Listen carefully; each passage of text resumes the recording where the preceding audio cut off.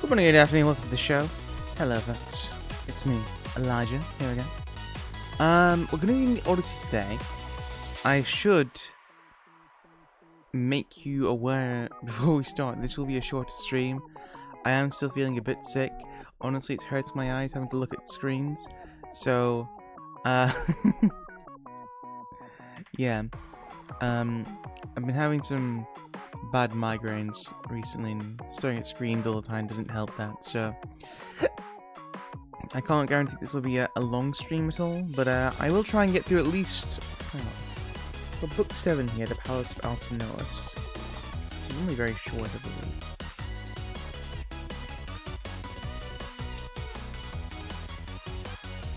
Yeah, we can get through book 7, definitely. I will try and get through book 8 as well. They're not that long from what I can see here.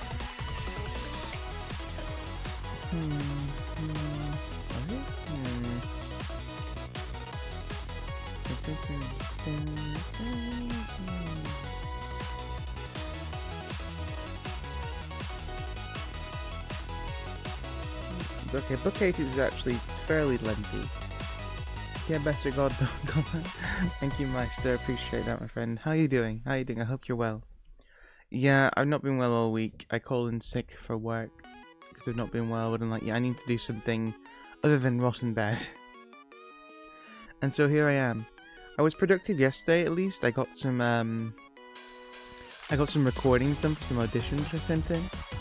I got some more lined up, but I'm like, damn, I need to rest now because I'm feeling really sick. But yeah, I just wanted to go live because I've not been live all week, really. And I don't want to take a full week off when I didn't plan on it, so obviously. So, obviously, if I take a full week off and I wanted to, that's because I wanted to do that. But yeah, I wanted to keep up the schedule of at least one stream. No, I don't actually set a hard schedule this week, which maybe I should do. I think I enjoy it more when I set a hard schedule, though. There's also a weird stress involved with setting a schedule, so it's kind of an oddball thing. Also, I'm having to use my phone to read comments because I can't look at the screen without going like this. Because I broke my glasses and unfortunately I can't see very well without them. So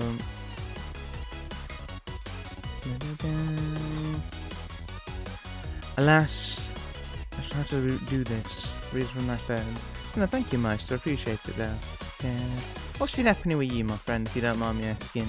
If you do mind me asking, you have the legal right to kill me where I stand, and it won't work. I can't die. I've not been able to die for many and many years now. It's really quite unfortunate. Someone free me from the mortal coil, I beg of you, before what you've done to Ringo there.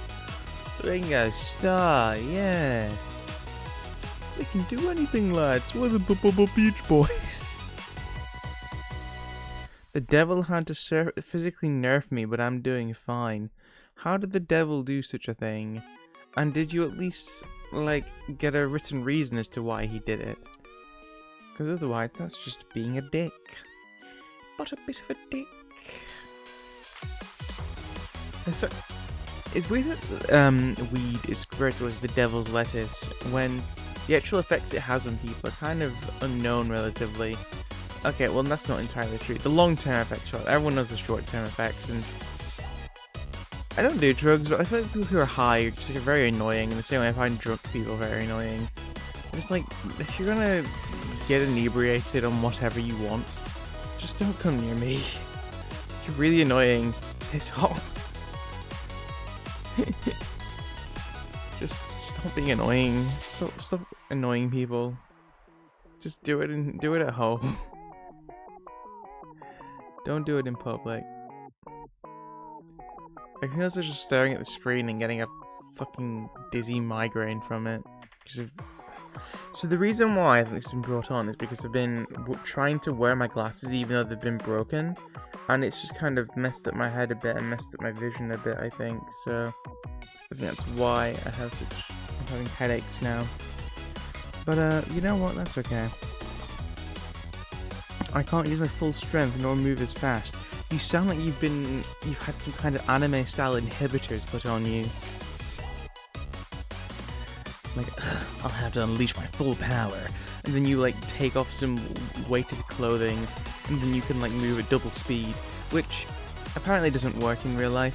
Though it can be useful for like muscle training, but you will not just like double your speed if you just drop weights off which you've been wearing all the time, which is rather unfortunate.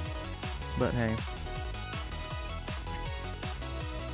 Have I ever played a magician? In what context? As in, I played a magician in a play, played a magician in a game? In a tabletop game? Have I played a magician at cards? And have I outplayed them? In which case, the latter will be no. The former is... Well, I don't think I've ever played a magician in a play before. Have I?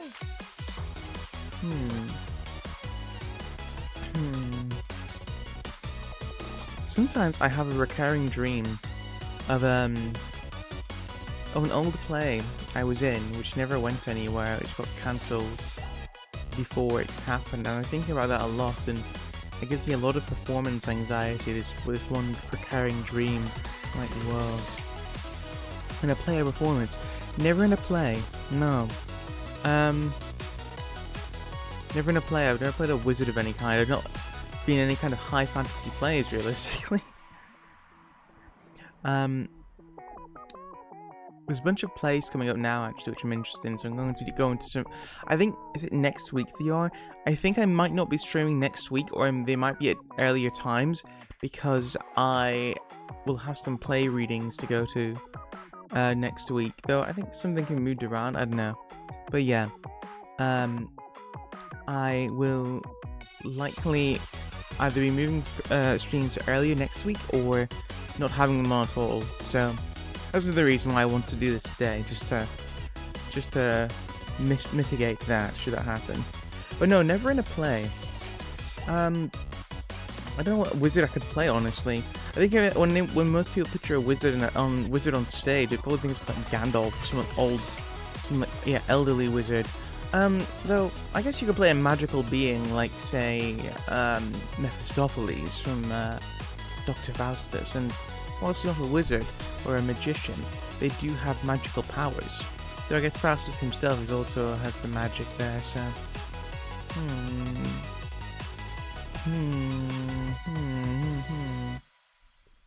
Who knows? Who knows? But yeah, never in a play. No. I've just been physically sick for like a week and a half, making one of the weakest in my friend group. Making me one of the weakest in my friend group, which did not stop bugging me about. Your friend sounds like he's being a dick. Tell you what, everyone gets like that every once in a while. Your friend is not invincible either. It will happen to him eventually as well. Listen. Hello, Pickle, my friend. How are you doing? I hope you're doing well. We're on about, like, being sick and ill. But no, Meister. Everyone will be like that. It doesn't matter how physically fit you are. Everyone gets sick at some point. It just happens. Listen, I've met people who are peaks of physical fitness and they've gotten sick. I've met people who are like, how are you alive? And they never get sick. I had a friend once, and she had like not what you would call a very well balanced diet. She had like frozen chicken strip fillet things. She had water and I think juice and ketchup and sometimes spaghetti, and that was her entire diet. And like, how are you alive? And I don't know. How? And yet she would just subsist of this and like sweet stuff as well. I'm like, how are you not dead? I'm like, I don't know. I just drink water all the time. And I'm like, god damn. All right. I guess there's no hard and fast rules for anything. Sometimes you can just live off anything, basically.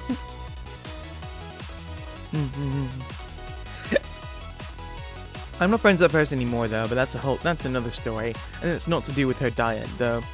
Apparently, she did expand her dietary requirements. Her overall diet a bit after she moved away. She moved to Japan to study abroad for a year, and apparently she expanded her culinary horizons whilst over there, just a bit.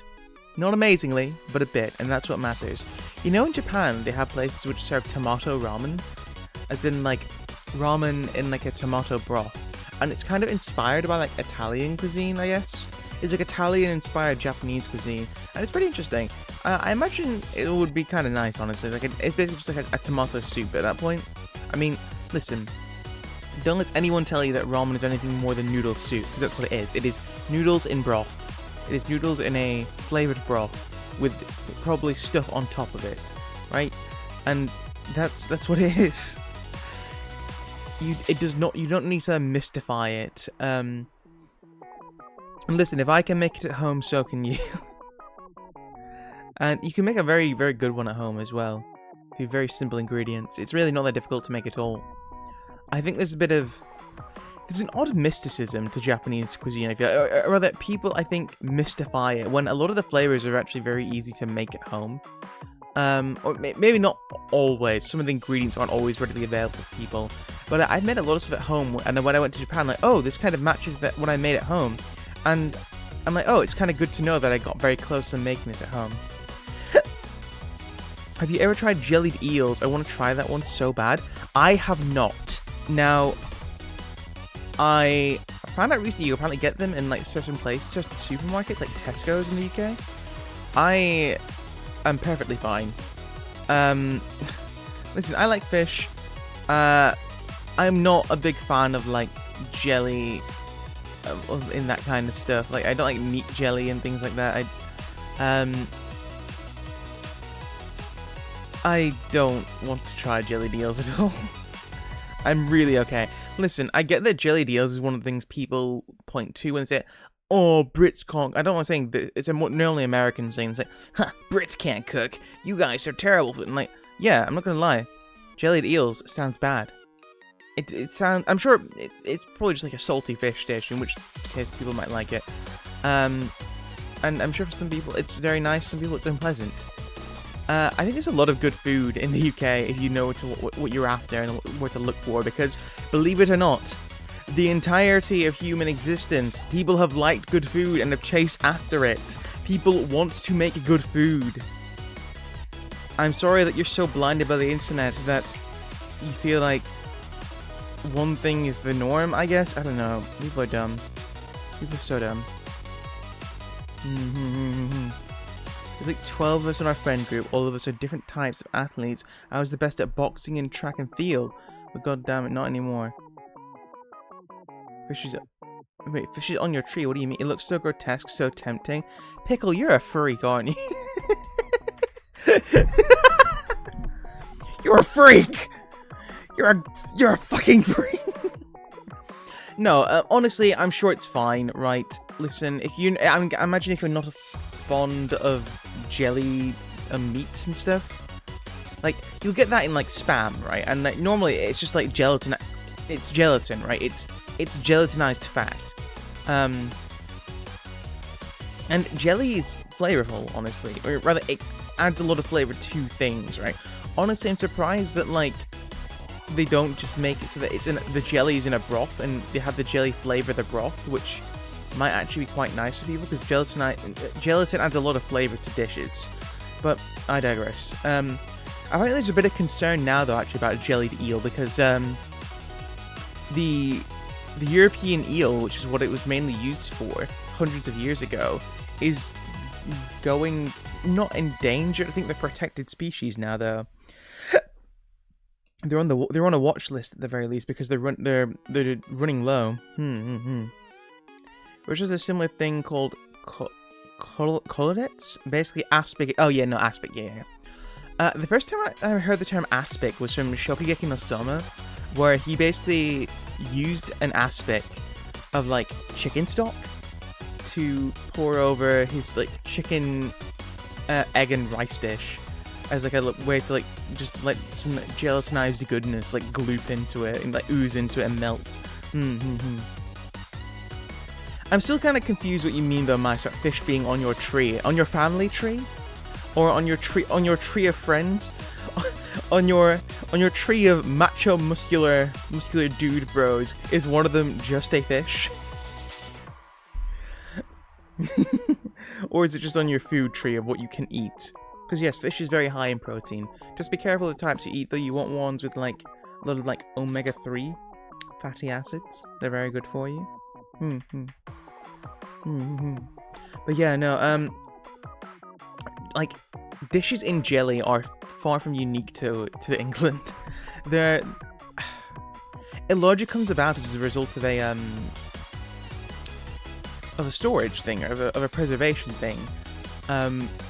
It's a naturally occurring product of things being left out and preserved for a while. So, and you know, there are dishes which use it, like pork pies are a common thing in the UK. It's like generally a cold luncheon dish and they'll often have like jelly inside of them. I used to be fond of them more when I was a child, not so much anymore though. Maybe I'd like them again if I tried them.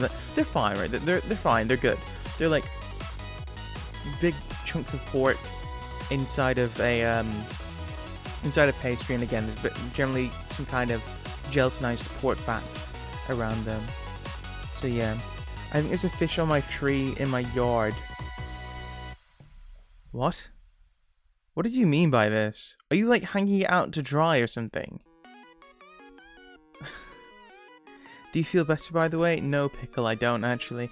In fact, I'm using my phone here to look at the chat, because staring at my big screen is hurting my eyes. It means I have to zoom in for it. And honestly, staring at any screens makes my eyes hurt. So maybe it's time, because it's meant to be a short stream anyway, maybe I should just get on with reading the book. I think I'll be much easier on my eyes. Remember, just a flower. How do you mistake that for a fish? By the way, is my mic peaking? I feel like I'm peaking a lot. Just looking at my game there. It's like a lot of red. Ah, well. But no, unfortunately, I'm not feeling better. But yeah, you can try jellied eel pickle. Sounds good, don't worry. Excellent. You can try jellied eel, but yeah, there apparently is a concern that that European eels are no longer as available as they used to be, and are potentially at risk of being endangered. They are at risk as a species. Whereas quotes from 100+ years ago say that the River Thames. So jellied eels are originally like an East London dish. Jellied eels were massively populous had a massive populace in the River Thames.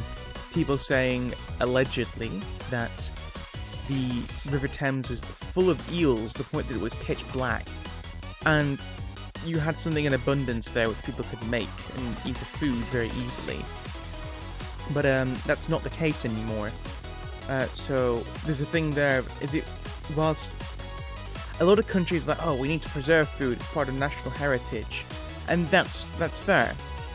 I don't know if it's fair if preserving that national heritage means wiping out the species from existence. You know? I say this like jellied eel is common. Jellied eel is not common. It's definitely fallen out of favour as the years have gone on. For good reason as well, right? Like, it's not... It doesn't sound appetizing to a lot of people. It just doesn't. And, you know, we've had a wide variety of foods imported after the Second World War and such.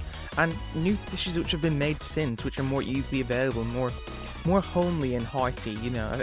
I think if you offered someone a shepherd's pie or something, or a cottage pie, as opposed to jellied eel, I think most people would go for the cottage pie, you know, this thing with a nice, like, beef stew in it, and topped with, like, mashed potatoes and then baked in an oven. That sounds way more delightful than jellied eel. Though apparently it doesn't taste too bad, it's just kind of like a salty fish dish, which, yeah, that makes sense. It's gelatin, it's fish gelatin with eel. So yeah, that makes sense. But yeah, I don't know if it's worth keeping around, if it means potentially endangering a species for. I found out this recently. There's a really interesting channel I like. Oh my god, I can't remember his name now. But he was born in America, currently lives in the UK. He's like mixed British American heritage. I can't remember what side his family's what, but he lives in London at the moment. He often talks about the comparisons between like America and England, and yeah, he made a video recently talking all about jellied eel and the history of it and what happened to it, why it fell out of popularity. And there are some places in London which still serve it now, and why it's potentially putting eels at risk in the long run. So yeah. But hey, if you want to try jellied eel, go for it. I don't think they're at risk just yet, but you can probably buy some from a supermarket. Again, I think Tesco's sells it at supermarkets in the UK, apparently. I've never seen it, but maybe it's only in certain stores, I'm not sure. But again, as well, it was very much like an East London dish, so I don't know how popular it was in the north of the country or not, or in the Midlands of the country. It sounds like definitely like a southern dish, but yeah. No, there's a lot of good food in the UK, though, if you know what to look for, and if you know what you're on about. Dish names over there are so cute. Like Bubble and Squeak. Yeah, Bubble and Squeak is Bubble and Squeak's fun. Bubble and Squeak is very easy to make as well, because it is essentially a leftovers thing. Like, you know how like when you have like a big meal at like New Year's or Christmas, or I don't know if you're American, Thanksgiving, I guess. You'll generally have a lot of leftovers. Bubble and Squeak is just a mashup of all the leftovers essentially into like I guess like a big vegetable pancake would probably be the best way to put it. I found out. Hello Yorick, how you doing, my friend? Hope you're doing well. We're talking about different foods in the UK. I found out recently there was a sauce which used to be made along with Bubble and Squeak called Wow Wow sauce, and apparently it was made with like some kind of it was mushroom ketchup. I'd never heard of this, and apparently it's very similar to Worcestershire sauce. So if you have that, you can just use that instead. But yeah, mushroom ketchup was apparently a thing, and you can still get it. It's it's one of those bit like gourmet ingredients from my understanding. It can be a bit expensive to buy, so you can just use Worcestershire sauce, but Wow sauce apparently works really well with it. But yeah, no, Bubble and Squeak is just like leftover. Yeah, if you just have a bunch of leftover vegetables, potatoes, cauliflower, probably cabbage, broccoli even, yeah, do that. By the way, I found the best way to cook cauliflower now.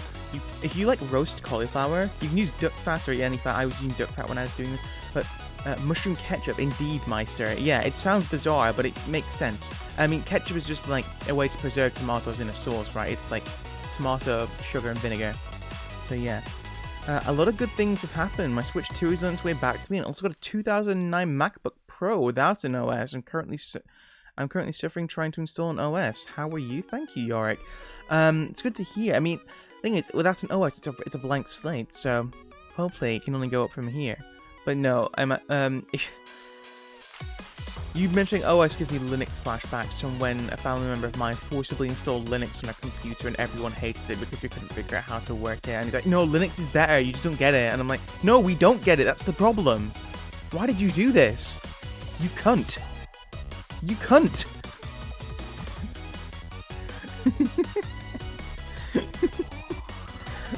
I can't believe you've done this. I miss Vine. Vine was great. Guys, am I old for saying I miss Vine? Disney packs with friends. Is that guy still doing videos? I don't know. People ask me how I get the wet lick in my hair. I tell them I use Essence of England gel. They ask me, well, that's that. I say, it's the fucking rain!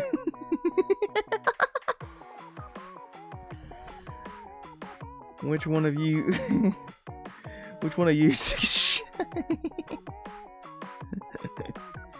Pickle, you get it. You get it. Oh, hang on, my favorite one's, you are my dad. You're my dad. Boogie, woogie, woogie. Hang on, what was that? Like, an all-female Ghostbusters? The feminists are taking over. I'm an adult virgin. Yeah. Jokes on him in the end. Apparently that film was objectively terrible. I've never watched it though, so I don't know. It didn't look very good. But, yeah. I'm old, sad. Sad. Get an 07 in pickle. 07 in pickle? Get 07 for pickle. So no head.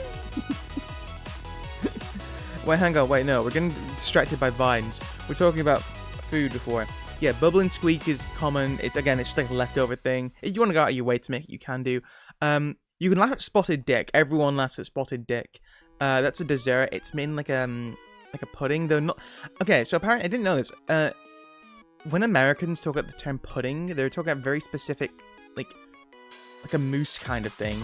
Pudding over here can be is like, if you want a dessert pudding, people are more like a cake-ish kind of dish, a cake pudding. Though also pudding can mean sausages as well, which is why you have blood pudding or black pudding. But I digress. Spotted Dick is very funny. That raisins are a horrible surprise. You don't think it's a chocolate chip. You probably could do a chocolate chip one. I'm sure people are like, oh, that's not Spotted Dick. That's Spotted. I don't know. Whatever. I don't know. Spotted Richard. I don't know.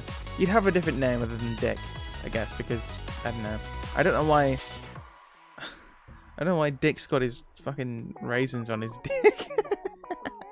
But yeah, no, I'm not a big raisin fan, so I don't really like Spotted Dick. Sticky toffee pudding though, if you've never had that, that's really, really nice. It's a cake made with toffee and generally some kind of treacle, which is like a treacle tart as well. Treacle, if you don't know what that is, treacle is like a very British thing. It's like molasses, but even darker and thicker. It's just like a really thick, dark sugar syrup. It's even more like a, how to put this? It's got an even stronger, bitter, burnt taste than molasses. But the idea is you don't eat it by itself. As a complement to other things, it works really, really well. If you ate a spoonful of treacle, you'd probably think it's gross. But yeah, if you're into any kind of like massively caramelly dishes, sticky toffee pudding is very, very good. I'd highly recommend that. Yeah. No, if anything, I don't see why people don't look at the desserts the UK has to offer, because we have a lot of good desserts. One of my favorite desserts of all time is trifle, which is just this multi-layered dessert. I make it every Christmas, or my mum used to make it every Christmas as well. But it's just this multi-layered dessert where you have cakes followed by you have cake sponges and fruit and sometimes like fruit jelly and maybe custard or blancmange or both.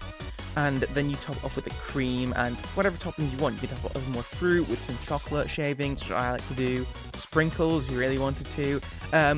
Traditionally as well, a lot of people put alcohol in it, mainly in the jelly part of it. You don't need to do that if you don't want to. Obviously, you're not cooking out the alcohol here, so it will taste very boozy. So, I watched a video, I think it was in Townsend's, I'm not sure. But it was a video all about looking at a trifle recipe from the 1800s. Like many dishes, very different from how it's made now. Tons of alcohol, and it was very much like a rich person kind of thing. Did you watch the Kikion video of Max Miller? Yes, I saw that ages ago. Yeah, it's very, very cool. No, no. I never made Kikion. I actually have the Taste and History cookbook. I've not made it yet. I was wanting to make it soon. The first recipes for drinkable chocolate, I guess. Microsoft and Apple are terrible.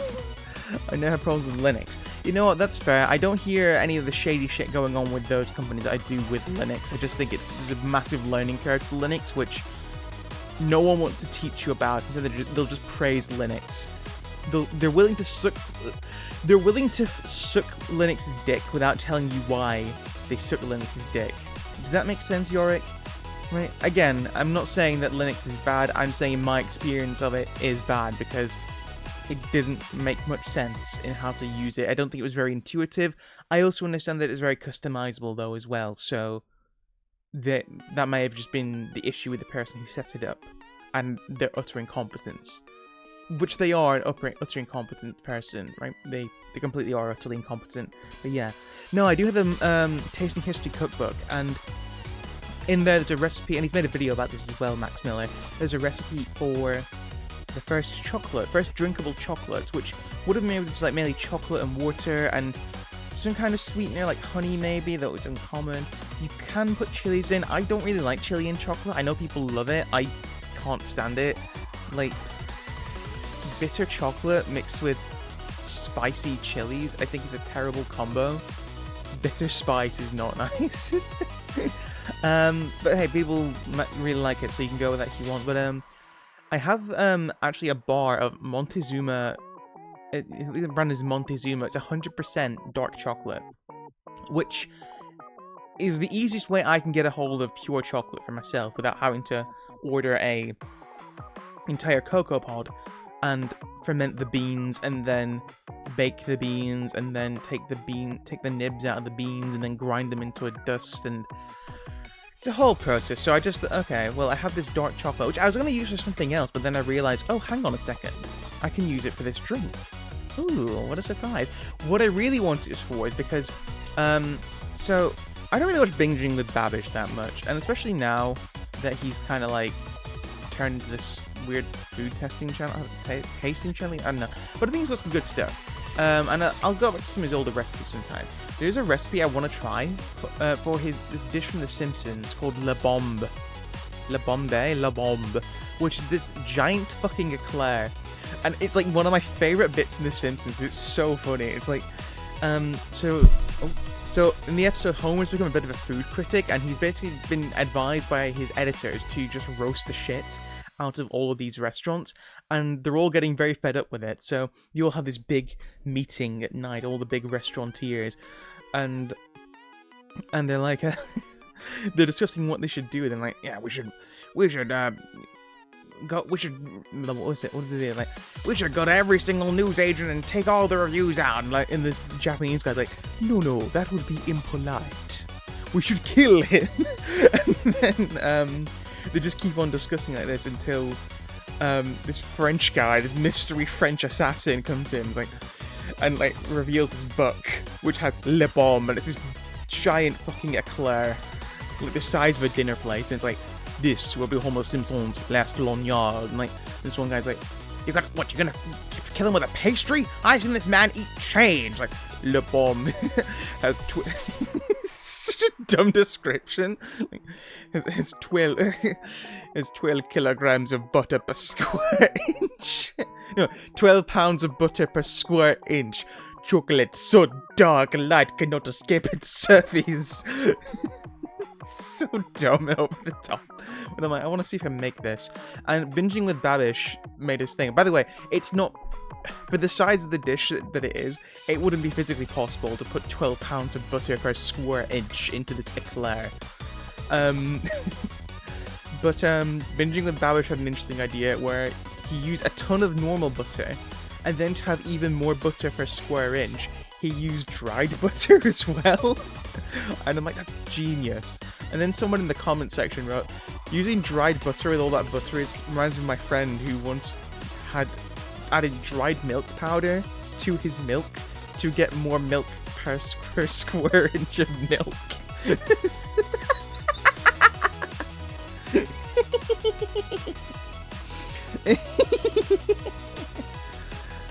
But yeah, I'll probably be using that 100% dark chocolate bar for this like old school hot chocolate, which will probably be too bitter for human consumption without significant amounts of water. About a sweetener even, though he does mention, so the original recipe used water.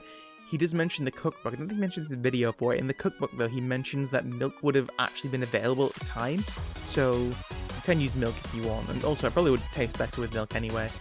And it would definitely froth up more, because it says the froth is an important part of it.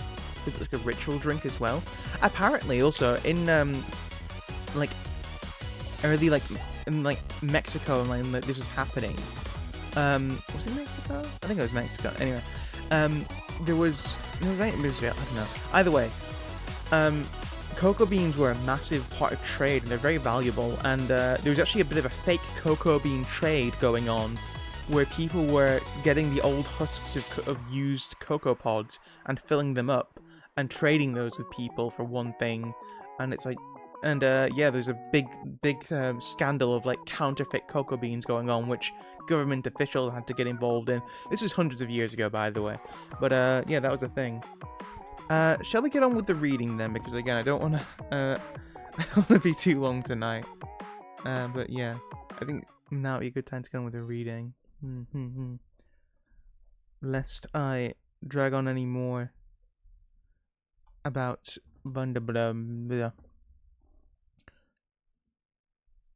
about thingy mobs.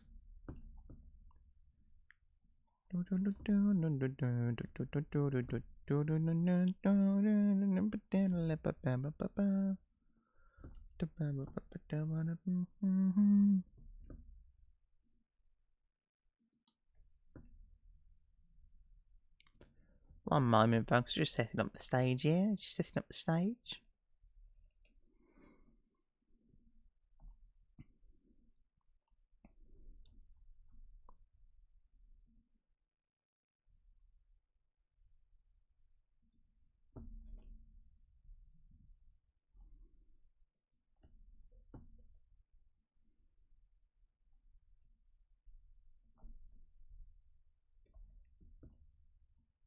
Hello. Hello, hello. Do you hear my stomach growling there? I certainly hope not. But, yeah. Hello. How are we doing, folks? By the way, York, I don't know if you've been in for these. Well, if you had done, apologies I'm talking to you like you're a child, but, actually, you can talk to children like they're very intelligent and look at it. We're reading The Odyssey. We've been reading The Odyssey the past few Friday streams now, and yeah, we're on book 7 now, the Palace of Alcinous.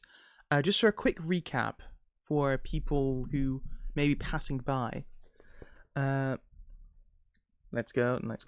Yeah, just a recap. So we finally met Odysseus. He has been set free from the island of Calypso, which has been trapped on now for a long time, for several years now.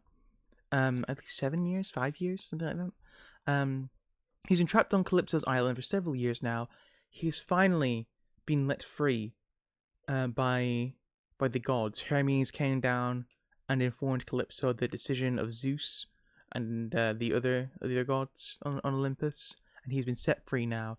And after a run-in with a powerful storm sent by Poseidon, which nearly killed him, and with the aid of some nearby sea nymphs who took pity on him,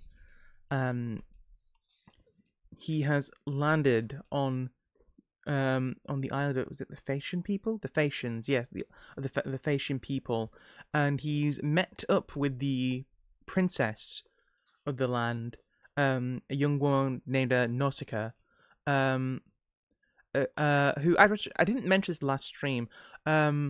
That name is also where the character from the Studio Ghibli movie gets her name from, Nausicaa, the Valley of the Wind. At least I imagine that's where it would be from, because there's no other famous Nausicaas where that name could be come from, realistically, to my knowledge at least. But yeah, this young princess who's kind of feeling the pressure of having to get married already. She's only young, like a teenager, but she's already feeling that pressure, and in a rather comedically embarrassing moment for Odysseus, because he can't catch a break just yet. He's still in his like, oh geez, everything's going to hell and back route at the moment. He appealed to her in the nude, like, please, I'm sorry to bother you. I know this is very uncouth of me to do so in this state. I'm begging for your suppliance. And she's like, okay, right, we'll help you out. You're very clearly someone who needs help. And she also gets a bit of a push from Athene to help her out as well. So he's been instructed to just wait a while in the forest while she arrives, because she doesn't want anyone spreading gossip about them being together. That, you know, this young princess coming into town with a strange man, preposterous. It would be an absolute scandal. So he is currently waiting in this forest grove, praying to Athena. Yeah, that's where it happened. We talked a bit as well last time as well about some of the moral dilemmas which modern readers might take, and even potentially even readers at the time, thousands of years ago, may have taken with some of the things, like Odysseus sleeping with Calypso despite being still married. There are some reasonings for why that may have been socially acceptable, but also reasons why it may not have been. Ultimately, it's a mixed bag, and I don't know how an audience at the time would have reacted to that, because we don't really have audience reactions from the time, unfortunately. But yeah.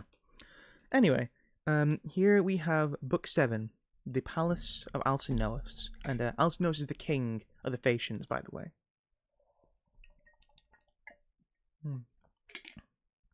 So yeah, the Palace of Alcinous. So the much-enduring Odysseus prayed in Athene's grove, and the 2 sturdy mules brought the princess to the city. When she reached her father's famous palace, she drew up at the entrance, and her brothers, looking like the immortals, gathered round her, unharnessed the mules from the cart, and carried the clothes indoors. She herself retired to her own apartments, where a fire was lit for her by her waiting women, Eurymedusa, a period woman. She had been brought by a ship from Epeira years ago, and selected as a prize for Alcinous, the king of all the Phaeacians, and idolized by the people as a god. It was this woman who had nursed the white-armed Nausicaa at home, and who now lit a fire and prepared supper in the inner room. Then Odysseus started for the town. Athene, in her concern for his welfare, enveloped him in a thick mist, in case some high-handed Phaeacian who crossed his path insulted him and asked him who he was. He was just about to go into the pleasant town when the bright-eyed goddess herself came to meet him, disguised as a young girl carrying a pitcher, and halted in front of him. "My child," said the good Odysseus, "I wonder if you could show me the way to the house of Alcinous, the king of this country. I've had a hard time. I'm a stranger here from a distant land, and I don't know a single soul in the city or the country around." "Oh, sir," replied the bright-eyed Athene, "certainly, I'll show you the house you want, since it lies close to my good father's place. But you must follow my lead without a word, look at nobody, and ask no questions. For the people here have little affection for strangers, and do not welcome visitors with open arms." They put their trust in fast ships that carry them across the far-flung seas, for that is a privilege granted by Poseidon, and these ships of theirs are as swift as a bird, or as thought itself. With this, Pallas Athene led the way quickly, and Odysseus followed in the steps of the goddess. The Phaeacians, those famous seamen, failed to observe him as he passed by them on his way through the town, for the formidable goddess Athene of the lovely hair prevented it, shielding in a magic mist around her favourite in conserve his safety. As he walked, Odysseus marvelled at the harbours with their trim ships, at the meeting place of the sea lords, and at their long and lofty walls, surmounted by palisades, presenting a wonderful sight. When they reached the king's famous palace, the bright-eyed goddess Athene said, "Here, sir, is the house that you asked me to show you. You'll find princes, favourites of Zeus, feasting there, but go straight in, have no qualms, for it is the bold man who always succeeds in enterprises, even if he comes from far away. The first person you'll find in the palace will be the queen. Her name is Arete, and she comes from the same family as Alcinous the king. Nosothous, the first of the fine line, was the son of Poseidon the Earthshaker, and of Periboa, the loveliest woman of her time. She was the youngest daughter of the great Eurymedon, who was once king of that overwhelmingly proud race, the Giants. What led that wicked race to its destruction, and his own too? Poseidon slept with Periboa, and by her had the great-hearted Nosothous, who became king of the Phaeacians. And Nosothous had two sons, Resinor and Alcinous. Resinor had not long been married, and had as yet no son, but when he was killed in his palace by Apollo with his silver bow. But he had left one daughter, Arete. Alcinous made her his wife, and gave her such honour as no other woman receives, who keeps house under husband's eye in the world today. Such is the extraordinary and heartfelt devotion which she has enjoyed in the past, and still enjoys, both from her children and Alcinous himself, and from the people who look on her as a goddess, and greet her when she walks through the town. For she is also a wise woman, and when her sympathies are enlisted, she settles even men's disputes. So, if only you can secure her friendly interest, you may well hope to see your friends once more, to return the high roof of your own house, and to your native land." I just realized I may be pronouncing it wrong. I think it's Phaeacians, not Phaeacians. It should be Phaeacians, realistically. Apologies for that. Athene finished, and now left the pleasant lord of Skere, crossed the unharvested seas, and came to Marathon and the broad streets of Athens, where she entered the great palace of Erechtheus. Now, Odysseus approached Alcinous' splendid dwelling. His heart was filled with varied emotions, and he kept on stopping before he reached the bronze threshold. A kind of radiance, like that of the sun or the moon, played upon the high-roofed halls of the great king. Bronze walls, topped by a frieze of dark blue enamel, ran round to the left and right from the portals to the back of the court. The interior of the well-built mansion was guarded by golden doors hung on posts of silver, which were set in the bronze threshold. What am I talking about? Right now. The interior of the the lintel they supported was of silver too, and the door handle of gold. On either side stood gold and silver dogs, which Hephaestus had made with consummate skill to keep watch over the palace of the great-hearted Alcinous, and serve him as immortal sentries, never doomed to age. Inside the hall, tall chairs were ranged along the walls on either side, right round from the threshold to the chamber at the back, and each was draped with a delicately woven cover that the woman had worked. Here, the Phaeacian chieftains used to sit and enjoy the food and wine. Phaeacian chieftains used to sit and enjoy the food and wine, of which there was always a lavish supply. Golden statues of youths, fixed on solid pedestals, held flaming torches in their hands to light the banquets in the hall by night. The house keeps 50 maids employed. Some grind apple golden corn in the hand mill, some weave at the loom, or sit and twist yarn, their hands fluttering like the leaves of a tall poplar, while soft olive oil drips from the close-woven fabrics they have finished. For the Phaeacians' extraordinary skill in handling ships at sea is matched by the dexterity of their womenfolk at the loom, for Athene has given them outstanding skill in beautiful crafts and such fine intelligence. Just outside the entrance of the courtyard, surrounded by a wall, lies a large orchard of 4 acres. Pears and pomegranates, apple trees and glossy fruit, sweet figs, and luxuriant olives. Their fruit never fails nor runs short, winter and summer alike. It comes at all seasons of the year, and there is never a time when the west wind's breath is not assisting. Here the bud, and there the ripening fruit, so that pear after pear, apple after apple, cluster on cluster of grapes, and fig upon fig are always coming to perfection.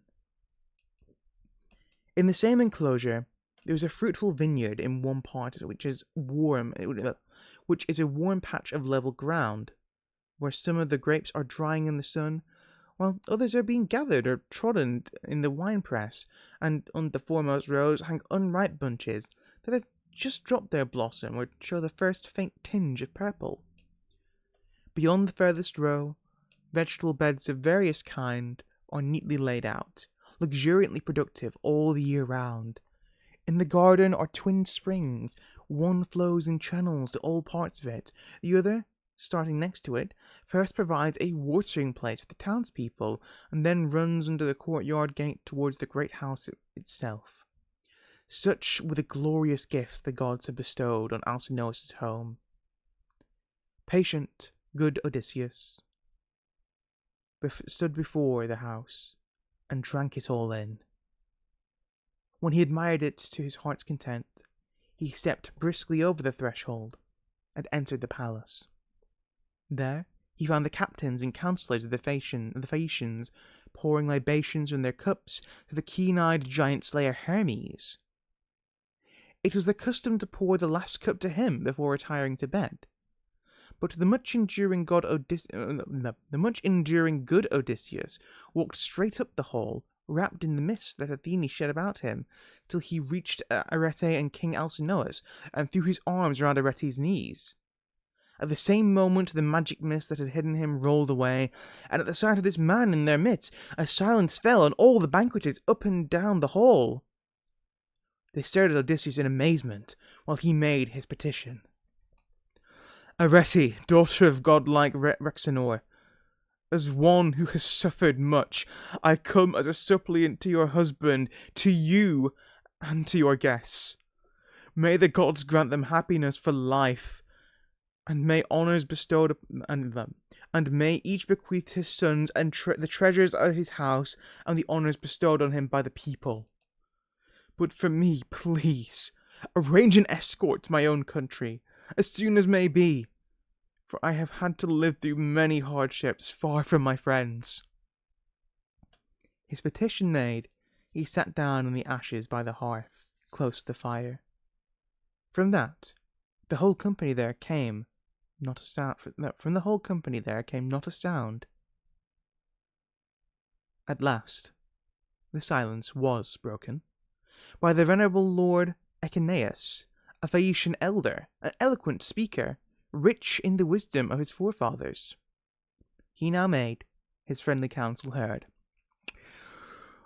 Alcinous, it is unseemly and unlike your rule ways to let a stranger sit in the ashes of the hearth, while the guests around you must patiently await your lead. Sir, tell him to get up and sit on one of the silver chairs, and tell Squires to mix some more wine so that we can make a fresh libation to Zeus the Thunderer, patron of suppliants, who deserve respect. And let the housekeeper give him a meal from all she has available. The mighty king Alcinous listened to what Echeneus had said, took the wise and subtle Odysseus by the hand, raised him from the hearth, and seated him on a tall, polished chair, from which he moved the friendly Laodamas, his favourite son, who was sitting next to him. A maid came with water in a beautiful golden jug, and poured it out over a silver basin to rinse his hands. Then she drew a wooden table to his side, and the faithful housekeeper brought some bread, and put it by him with a choice of delicacies, helping him liberally to all she could offer. While the much enduring good Odysseus ate and drank, the mighty Alcinous gave an order to his squire. Pontonus, mix a bowl of wine and fill the cups of all the company in the hall, so that we may now make a drink offering to Zeus the Thunderer, patron of suppliants who deserve respect. So Pontonus prepared a bowl of mellow wine, from which he poured out a few drops in each man's cup. Then, when they had made their libations and drunk their fill, Alcinous addressed them. "Captains and counsellors of the Phaeacians, listen well, while I tell you what is in my mind. Now you have dined, disperse to your homes for the night, and in the morning we will summon a fuller gathering of the elders to entertain our visitor here, and to sacrifice to the gods. We will then take up the matter of his passage so as to ensure him, without trouble or anxiety, the happiness of a speedy return to his country under our escort, however far away it is. We will safeguard him on the way from any further hardship or accident till he sets foot on his own land, after which he must suffer whatever destiny and the relentless fate spun for him with the first thread of life when he came from his mother's womb." But if he is one of the immortals come down from heaven, then the gods must be playing some new trick on us. For in the past they have always shown themselves to us without disguise when we have offered them their sumptuous sacrifices, and at our banquets they sit at our side. Even when a traveller meets them on his lonely way, they make no concealments, for we are special to them, like the Cyclopes and the wild tribes of the giants. Alcinous, the shrewd Odysseus replied, put that idea out of your mind. I have neither the looks nor the stature of the immortal gods who live in heaven, but those of a human being. Think of the wretches who in your experience have borne the heaviest load of sorrow, and I will match my griefs with theirs. Indeed, I think that I could tell an even longer tale of woe, if I gave you an account of what by the gods will I have suffered. But, in spite of all my troubles, give me leave to eat my supper, for nothing in the world is so shamelessly demanding as a man's confounded stomach. However afflicted he may be and sick at heart, it calls for attention so loudly that he is bound to obey it. Such is my case. My heart is sick with grief, yet my stomach insists that I eat and drink. But at daybreak, do make arrangements for landing this unfortunate guest of yours in his own country. I have had hard times indeed. Once let me see my own estate. Once let me see my own estate, my servants, and the high roof of my great house, and I shall be content to breathe my last breath. They all applauded his speech, and agreed that the stranger should be escorted home, for he had talked good sense. Then, after making a libation and satisfying their thirst, they retired for the night to their several homes, leaving good Odysseus sitting in the hall beside Arete and the godlike Alcinous, while the maids cleared the dinner things away. White-armed Arete was the first to break the silence, for in the fine cloak and tunic she saw him wearing, she recognized some clothes that she herself had made with her women's help. "Sir," she said, with words on wings, "I myself will question you, and ask you this first. Who are you? Where do you come from? And who gave you these clothes? Didn't you say you came here from the wandering over the seas?" "My queen," the shrewd Odysseus replied, "it would be wearisome to tell you all my troubles from first to last, for the gods have sent me so many. But I will tell you this much in answer to your questions. Far out at sea, there is an island called Ogygia, where Atlas's daughter, the artful Calypso lives, the awesome goddess with braided hair. No god or mortal man comes near her, and yet I had the misfortune to be brought by some power to her hearth. I was alone, for with one of his blinding bolts, Zeus had smashed my good ship to pieces out in the wine-dark sea. My loyal company all lost their lives, but with both arms I clasped the curved ship's keel, and for 9 days kept afloat. In the blackness of the 10th night, the gods washed me ashore on Ogygia, the home of Calypso, that formidable goddess with the beautiful locks. She took me in and looked after me with loving care. She offered me immortality and eternal youth, but never for a moment did she win my heart. 7 whole years I stayed, soaking with my tears the imperishable clothes Calypso gave me. But at last, when the 8th came round in its course, she urged me to be gone, either to obedience to a messenger from Zeus, or because her own feelings had changed. She sent me off in a solidly made raft, after providing me generously with bread and sweet wine, and giving me imperishable clothes to wear. She also caused a warm and kindly wind to blow. So for 17 days I sailed across the sea, and on the 18th the shadowy mountains of your land loomed up, and I rejoiced. Too soon, poor man, for I was destined to meet further troubles, which Poseidon the Earth-shaker was yet to send me. Rousing the winds against me, he stopped me from making headway, and as I sat groaning there, he stirred the sea to such an unspeakable fury that the waves made it impossible for me to stay on my raft. Thank you, Commodore.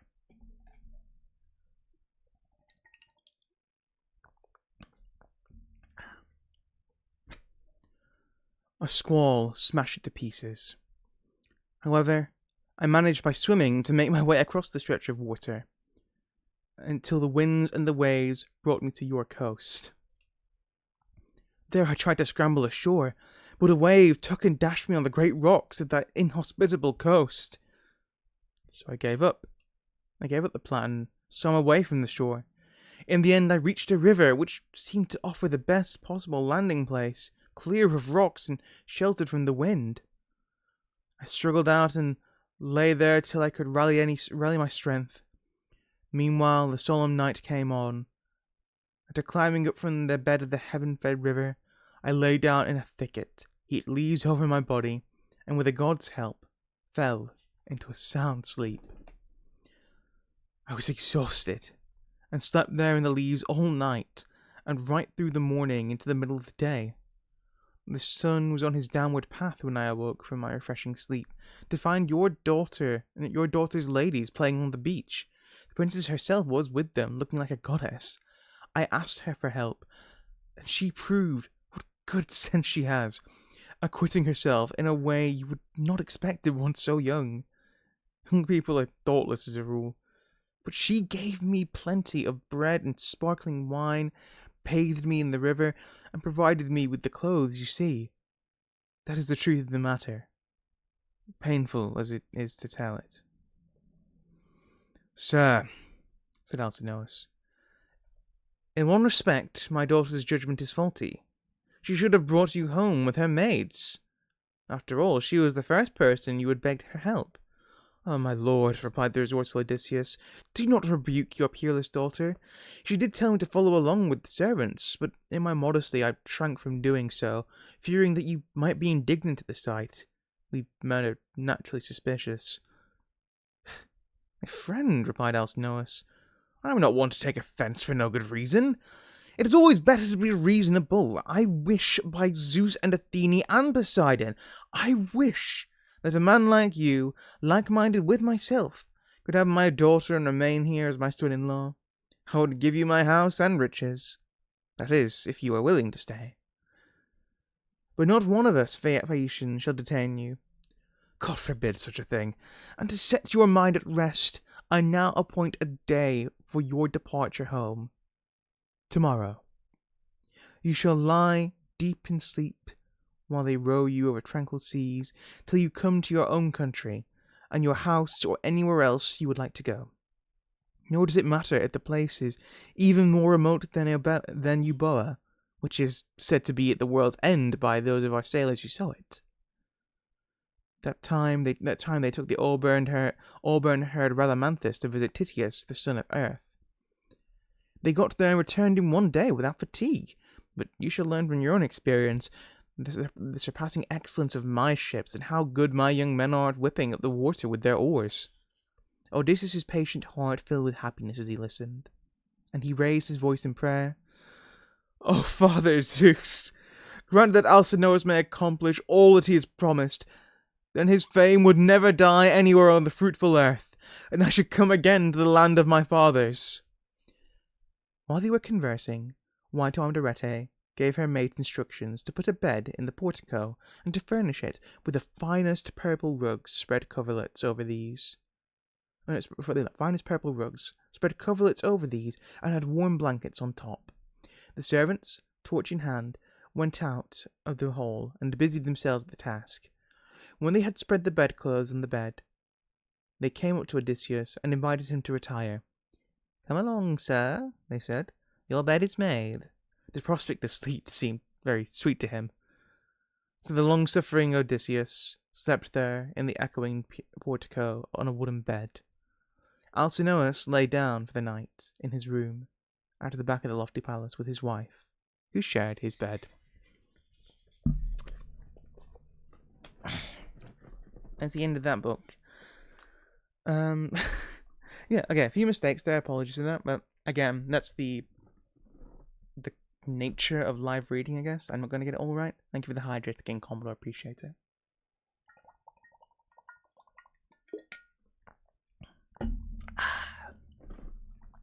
But yeah, this is a very short book, realistically.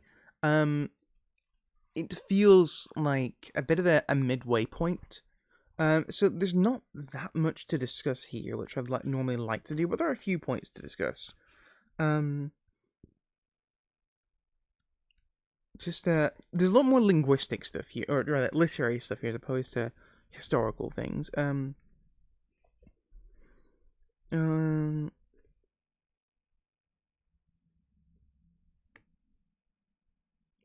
There are a few things here. So it's interesting to note first that so there's Athene disguises herself as a young girl with a water pitcher, to inform Odysseus. Oh, here's where the palace is, and there's an interesting point here where it's a bit of psychological warfare almost, where when she visits Telemachus, she disguises herself as an old man who is like an old family friend. Here, she disguises herself as a youngish girl for Odysseus, and I wonder if it's meant to be that there's some kind of temptation here. I think there's a lot of idea of this. So later on, it says here, you heard it earlier, where Alcinous is talking about how, that's why they have that Xenia. Yeah, exactly. Alcinous is mentioning, oh man, I would be enthralled if someone like you married my daughter. There's this constant threat throughout this whole Phaeacian arc of Odysseus potentially abandoning his quest of trying to get home and potentially staying with the Phaeacians, and he has every reason to stay, right? Like, they're these god-loved people, they're abundant, there's long descriptions of all the abundance they had in the palace alone.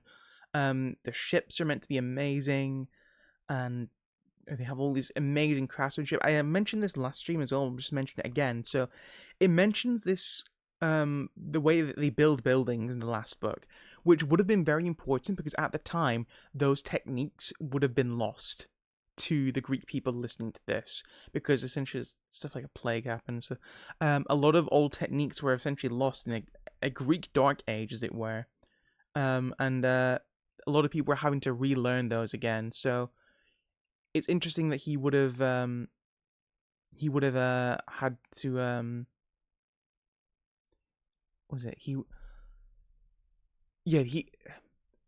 they would have had to relearn these techniques again, essentially. So the fact that these people have it is a sign of how amazing they are. The Odyssey sounds epic. Oh wait, isn't it epic poetry? Well, Commodore, I would give you a clap for making such a fantastic joke, except that would imply that it was actually funny, and so I shall give you a womp womp. But yeah, it is an epic. Um, but yeah, no, there's a bit of interesting psychological warfare going on there. She goes as an elderly woman to Telemachus, and then goes as this younger girl to Odysseus. A lot of it is all meant to be kind of like temptation for, and also I think it's meant to be just that she's in disguise as a young girl here. She's unthreatening to him. She's not going to be someone who's going to have his guard around, right? Which is good. In a similar way, Telemachus would not have his guard up around an elderly gentleman, right? He was just kind of come in and like, oh, I should probably help this guy out. He's not causing any trouble or threat or anything. In the same way that just a young girl going about her day, doing work, carrying pictures around and stuff would not be a threat at all. I find it very interesting, the weird spell which Athene casts, where she traps him, sorry, not doesn't trap him, but she shrouds him in this magical mist, which only disperses when he gets to the queen's feet. And I just think it's very cool, and it's a very cool moment. There's no harder set rule as to what the gods can do, by the way. They can, like in most mythologies, gods can do whatever they want, whatever is needed. And, you know, there are many stories of gods killing people and turning them into flowers or rocks or something else. They are divine beings. They can do whatever they want. Whilst it may not fall into common ideas of a god today, and that these are gods which can feel pain and they're morally not just a lot of the time, or they can be just, but they can also be fickle, like any other person. They do have these divine powers which can do anything they want, basically.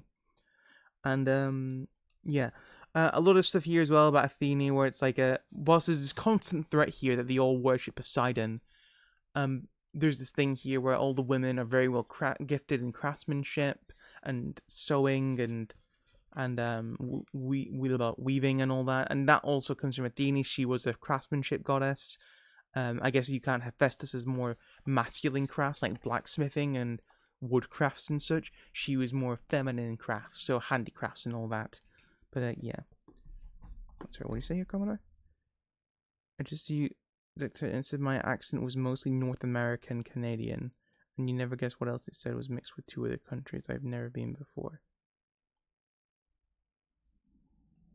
I don't know what that could be. What the other 2 accents could be, Commodore. I don't put any weight in AI's knowledge. Whenever I see an AI response on a Google search, I'm like, can I just get an actual fucking source, please? Like a real source. Celtic. That's pretty cool. It's like Scots. Yeah. That's cool as heck. Anything else here as well?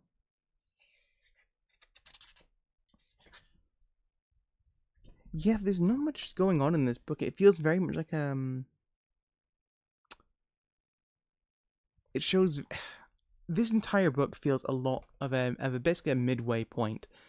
Like this is the beginning of his turnabout, realistically. But he does show here as well some of the a bit more insight into his journey, his story with Calypso and how he got trapped there, and how she offered him immortality and such. Though Calypso did mention this beforehand as well. A lot of this feels like a bit of a recap book, if I'm being honest. There's a lot of reiteration of things you already know. I imagine for an audience which would have been having this spoken to, this would have been very useful, and maybe it's useful for you guys for catching up, like, oh yeah, he did this thing. But yeah, I think this book is one of the least interesting ones. Though I will say, Odysseus has his speech here where he talks about Alcinous.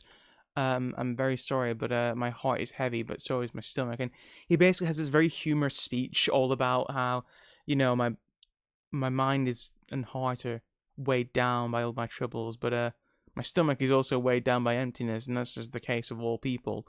And it's this very humorous speech, and it's this indicator that even in his darkest moments, he still has the knowledge to be able to be witty and charismatic for an audience, right? There's all these old lords and ladies around, and he's like, oh yeah, blah, blah, blah. And I was like, oh, this guy speaks good sense. Alcinous, look after him. And it's like, all right. But yeah, I'm just also going to have a quick stretch as well while we move on to the next book because my back is hurting a little bit. So just 2 seconds, folks. Homer sounds like a genius. I mean, I don't want to call him a genius. I mean, he was pretty great, though. There's a reason why people looked up to him for so many thousands of years. Why people still do. But, yeah. Anyway, I'll just, oh, actually, just one last thing as well here. Very nice gesture here on Odysseus' part, being a real gentleman here. He talks about how, and Alcinous is like, oh, well, I should have, I would, disparage my daughter for one thing here, and that she didn't bring you with us. And Odysseus talks like, oh, no, that was on me. That's my fault. He's being very nice about this. He's saying, oh, that was my fault. I chose to stay back. And she was like, oh, can you please just wait behind a bit so we don't cause a fuss? And Odysseus is very understanding of that, and he says he's not wanting to get her in trouble here, so he's just very like, oh no, that was all my decision. I didn't want to cause any trouble for her. I didn't want to do anything like that, so I chose to stay behind and come in later on. And yeah, I think it's just a very nice gesture on his part. Very, very gentlemanly, as it were. Yeah. Oh, and also there's this thing here at the end about the edge of the world. So Euboea, it would have been. This was believed to have been in Africa. From what sources we do have. It's yeah. So obviously the world had not been mapped by this point. The edge of the world was basically whatever place they'd furthest gotten to yet, which was apparently I guess West Africa at this point. No, East Africa even, but yeah. Also, one last thing here as well. So this last part here says, so the long-suffering good Odysseus slept there in the echoing portico in a wooden bed. A bit of an interesting choice here to use the echoing portico, just because it makes the room seem very large, but more importantly, empty. Whilst Odysseus has finally got something of a good twist for himself at the moment, a good turn of fate, he is still ultimately alone. He's in bed alone. His wife isn't with him. It's all very sad, all to give a bit of pathos, as it was, to this lonely figure. Blah, blah, blah. The closest I can think of is Family Guy's in maybe 100 years. It was seen as highbrow Shakespeare's day. I highly doubt that. I earnestly doubt that. Because there are a lot of moments in Shakespeare which are seen as like very, like, high entertainment and high art. I think Family Guy's ever been seen as that. But I think people find it funny, maybe.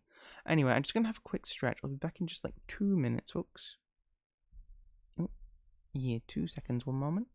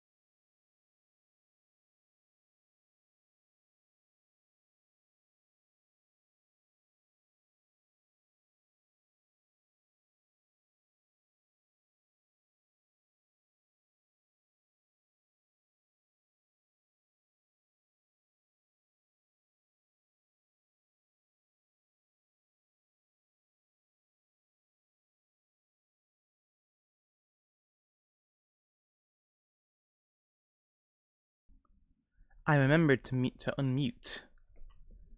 I'm so good at streaming, folks. I'm so good at this. Anyway, let's move on to Book 8. This is the Phaecian Games. You may be wondering why we're going to have games when we just said an anonymous. What? Whoa, hang on. What?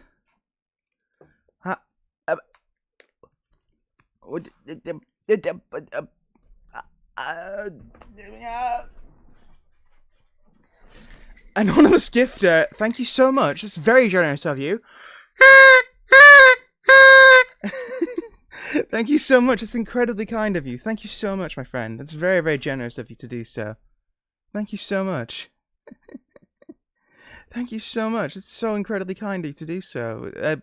You please don't feel obligated. That's very kind of you. Thank you so much. I hope you enjoy the reading. Goodness gracious me. Thank you so much. It's incredibly kind of you to do so. Wait, hang on. Was that 3 or 4 subs? Am I miscounting it? 3. Okay, right. I'll give you one more blow on the horn as well for good luck. If that blew out your eardrums instead, my sincerest apologies. Thank you so much. It's incredibly, incredibly kind of you. So generous. Thank you so much. We'll dedicate this book to you then, Anonymous. This is book 8, The Phaecian Games. And you'll love this one. This is our reintroduction of our favourite character, fresh and rosy-fingered Dawn.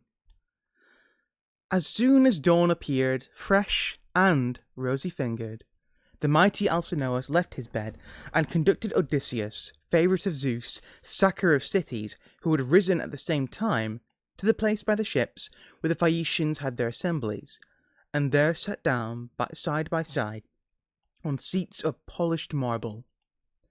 In the meantime, Pallas Athene, pursuing her plans for the great-hearted Odysseus' return, went through town disguised as a herald from wise Alcinous. She went up to each of the citizens and gave them this message. "Captains and counsellors of the Phaeacians, follow me to the assembly, where you will hear about the stranger who has just arrived at our wise king's palace. After being driven to wander over the seas, he looks like an immortal god." These words acted as inspiration and encouragement to them all. In a short time, not only the seats but all parts of the meeting place were filled by the throng that crowded in, and many eyes were fixed in admiration on Laertes' keen-witted son. Athene invested his head and shoulders with a divine beauty, and made him seem taller and broader, so that he would inspire the whole Phaeacian people not only with affection, but with fear and respect, and might emerge successfully from the many tests they later subjected him to. When they had all assembled, Alcinous rose to address them. "Captains and counsellors of the Phaeacians, listen while I tell you what is on my mind. The stranger at my side, I do not know his name, nor whether he has come from eastern or from western lands, has, in this course of his travels, come to my palace. He asks for his passage home, and begs us to assure him this favour. In accordance with our custom, let us make immediate arrangements to escort him, for there has never been a time when anyone who has come to my house has had to complain of being kept here for lack of escort. So let us run a black ship down in the friendly sea for her maiden voyage, and from the town pick 52 young oarsmen who have proved their excellence. This crew, when they have all fixed their oars in place, may leave the ship and come on to my house, where they can quickly share a meal. I will make ample provision for all. These are my orders for the ship's company. As for the rest, I invite you who are sceptred princes to my palace to entertain our visitor indoors. Let no one refuse, and summon our divine bard Demodocus. A god has given him the special gift of delighting our ears with song at whatever point he chooses to begin." At whatever point he chooses to begin. When Alcinous had finished speaking, he led the way, and the princes followed him. His squire set out in search of the divine minstrel, and meanwhile 52 young men were chosen and made their way, as he had directed, to the shore of the barren sea. When they reached the ship at the edge of the sea, they dragged the black vessel into deep water, put the mast and sails on board, fixed the oars on their leather loops, all ship-shape, and hauled up the white sail. Then they moored her well out in the water, and proceeded to the great palace of their wise king, where the galleries and the courts, as well as the apartments themselves, were filled with a throng of people, both young and old. Alcinous sacrificed for them a dozen sheep, 8 white-tusked boars, and 2 shambling oxen. There they flayed and made ready for the table, and so prepared a heart-warming feast. The squire now came, leading their favourite bard, whom the muse loved above all others, though she had mingled good and evil in her gifts, robbing him of his eyes, but granting him the gift of sweet song. Pontonous placed a silver-studded chair for him in the centre of the company, with its back to one of the great pillars, and the squire hung his tuneful lyre on a peg just above his head, and showed him how to lay his hand upon it. At his side he put a handsome table, with a bowl of bread, and a cup of wine to drink when the spirit moved him. Then they all helped themselves to the delicious food that was spread before them. When they had satisfied their appetite and thirst, the muse set the bard to sing the famous deeds of heroes, that part of a lay well known by then throughout the world, the quarrel of Odysseus and Achilles' son of Peleus. It told how these two had clashed in a violent altercation at a festival of the gods, though Agamemnon, king of men, was secretly delighted to see the Achaean leaders at loggerheads, because their quarrel fulfilled the prophecy that Phoebus Apollo had made to him in sacred Pytho when he crossed the marble threshold to consult the oracle. These events were the beginning of the great wave of disasters that was rolling towards Trojan and Danaans alike, by will of mighty Zeus. This was the theme of the famous minstrel's lay, but Odysseus, with his sturdy hands, drew his purple cloak over his head, and hid his handsome face, as he was ashamed to be seen weeping by the Phaeacians. Whenever the glorious minstrel paused in his song, he wiped the tears away, and removing the cloak from his head, reached for his 2-handled cup and made libations to the gods. But whenever Demodocus started singing again, encouraged by the Phaeacian lords who were enjoying the tale, Odysseus once more hid his face and sobbed. He managed to conceal his efforts from everyone except Alcinous. But the king, sitting next to Odysseus, failed to notice his distress and heard his heavy sighs. He spoke up before long and said to the sea-loving Phaeacians, "Captains and counsellors of the Phaeacians, listen to me. We have eaten together and listened to the lyre. That goes with good food, to our heart's content. Let us go outside now and try skills at various sports, so that when our guest has reached his home, he can tell his friends that at boxing, wrestling, jumping, and running, there is no one who can beat us." With these words, he led the way, and was followed by the others. The squire hung Demodocus' tuneful lyre on its peg, took the bard's hand, and guided him out of the palace in the wake of the Phaeacian nobility as they set out to see the games. They all made for the place of assembly, and were followed there by a vast crowd. There was no lack of fine young men to compete. Acroneus, Ochialus, Alatreus, Nautius, Pyrimnius, Anchialus, Eretmius, Pontius, Proius, Phoon, and Anabesnios, Amphialus' son of Polonus and grandson of Tecton, and Euryalus too, the son of Nobolus, who looked to match for Ares, the man-killing war god, and was the most handsome and strongest of all the Phaeacians, next to the peerless Laodamas. Alcinous' 3 sons, Laodamas, Halius, and godlike Clytoneus, also took part. The first event was a race. They ran at full speed from the start, raising a cloud of dust on the track as they flew along. By far the quickest were the excellent Clytoneus, who shot ahead, and when he reached the crowd at the post he had left the rest behind by as much as the width of a fallow field that mules can plough in a day. Next came the painful sport of wrestling, and here it was Euryalus' turn to beat all the champions. Amphialus won the jump, throwing the discus, Aletrius was by far the best, and at boxing, Laodamas, Alcinous's handsome son. When they had all enjoyed the games, it was Laodamas who made a suggestion to the rest. "Come, friends, and let us ask our visitor here if he's an expert in any form of sport. He's well enough built. Look at his thighs and legs. Look at his hands. Oh, that great neck. All that great strength. And he's not so old. He's not old either, just broken down by hardships. I tell you, there's nothing like the sea to break a man over strong." "Leodamus," said Euryalus, "I like your idea. Go and have a word with the man. Challenge yourself and challenge him."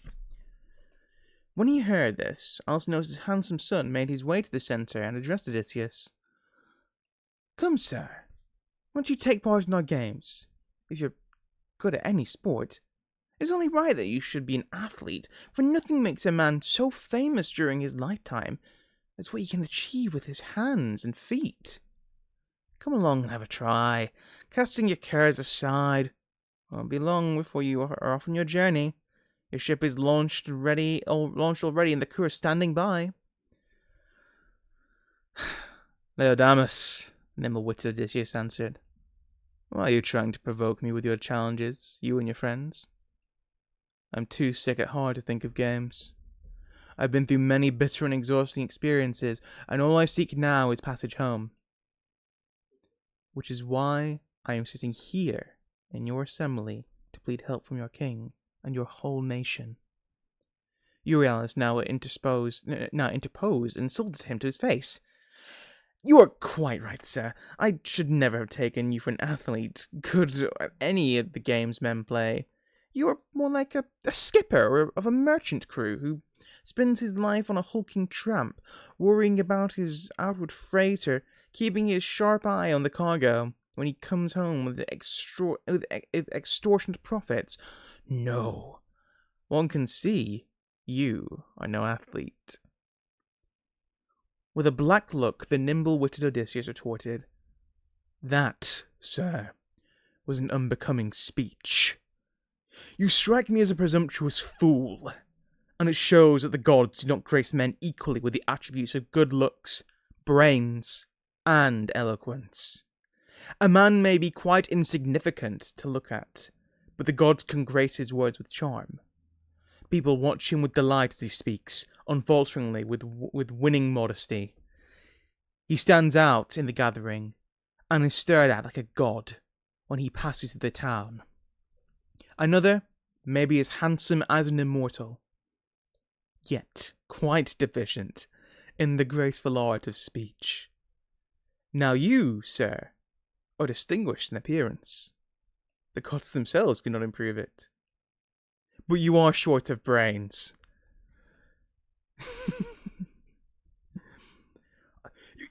You have stirred me to anger with your inept remarks. You have stirred me to anger with your inept remarks.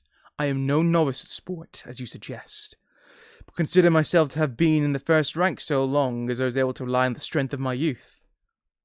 But as things are, all the misfortunes and hardships I have endured in warfare and in fighting my way through hostile seas weigh heavily upon me.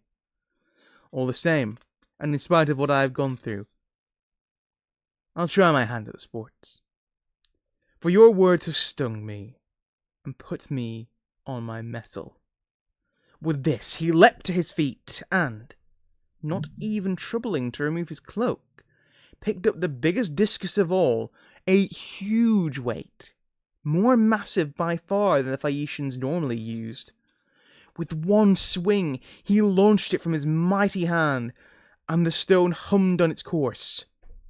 The Phaeacians, lords of the sea and champions of the long oar, cowered down as it hurtled through the air, and flying smoothly from his hand, it overshot the marks of all the other throws. Athene, pretending to be one of the crowd, marked the distance and spoke out. "Look, sir," she called, "even a blind man can pick out your peg by feeling with his hands. The others are all in a bunch, but yours stands right out in the front. In this event, at any rate, you have nothing to fear. None of the Phaeacians will make as good a throw, let alone a better." Her words delighted the much-enduring Odysseus, who was happy to find a real friend in the arena, and had now addressed the Phaeacians with a lighter heart. Now beat that, you young men. But presently I expect to send along another just as far or even further. And since you have thoroughly provoked me, come out. If any of you like the idea and have the spirit, come out and take me on, at boxing, wrestling, or even running. I don't care which. Leodamus, whose guest I am, is the only one among you all whom I accept. For who would fight his host? Only a fool or a non-entity would challenge the friend who is entertaining him in a strange country. That would be to spite himself. But of the rest of you, there is no one I'll back away from, and no one I'll consider beneath me. I'm ready to meet and match myself against all comers. I'm not bad at any kind of manly sport. I can handle the polished bow well, and I will be the first to pick off my man with an arrow in the enemy ranks, however many of my side might be standing by and shooting at the enemy. When we Achaeans had to use our bows in the fighting at Troy, Philoctetes, the only archer better than me. Of all the others now alive and eating their bread on the face of the earth, I claim to be by far the best. Though I should not care to compete with the men of the past, with Heracles, for instance, or Eurytus, or Oeclia, who as bowmen even challenged the gods. In fact, that was why the great Eurytus came to a sudden end and never lived to see the old age in his home, but was killed by Apollo when he had offended by challenging him to a match. As for the javelin, I can throw it further than anyone else can shoot an arrow. It is only in running that I am afraid some of you might outstrip me. I was too badly knocked down by the rough seas, where my route my stores gave out, and as a result my legs have lost their power. Odysseus finished speaking, and they stood still and silent, leaving it to Alcinous to reply. My friend, said the king, we don't resent what you say. You want to prove your natural prowess. You were angry at the way this man came up and insulted you in the competition. No one who knew how to talk sense would have belittled your prowess in this way. But listen now to what I have to say.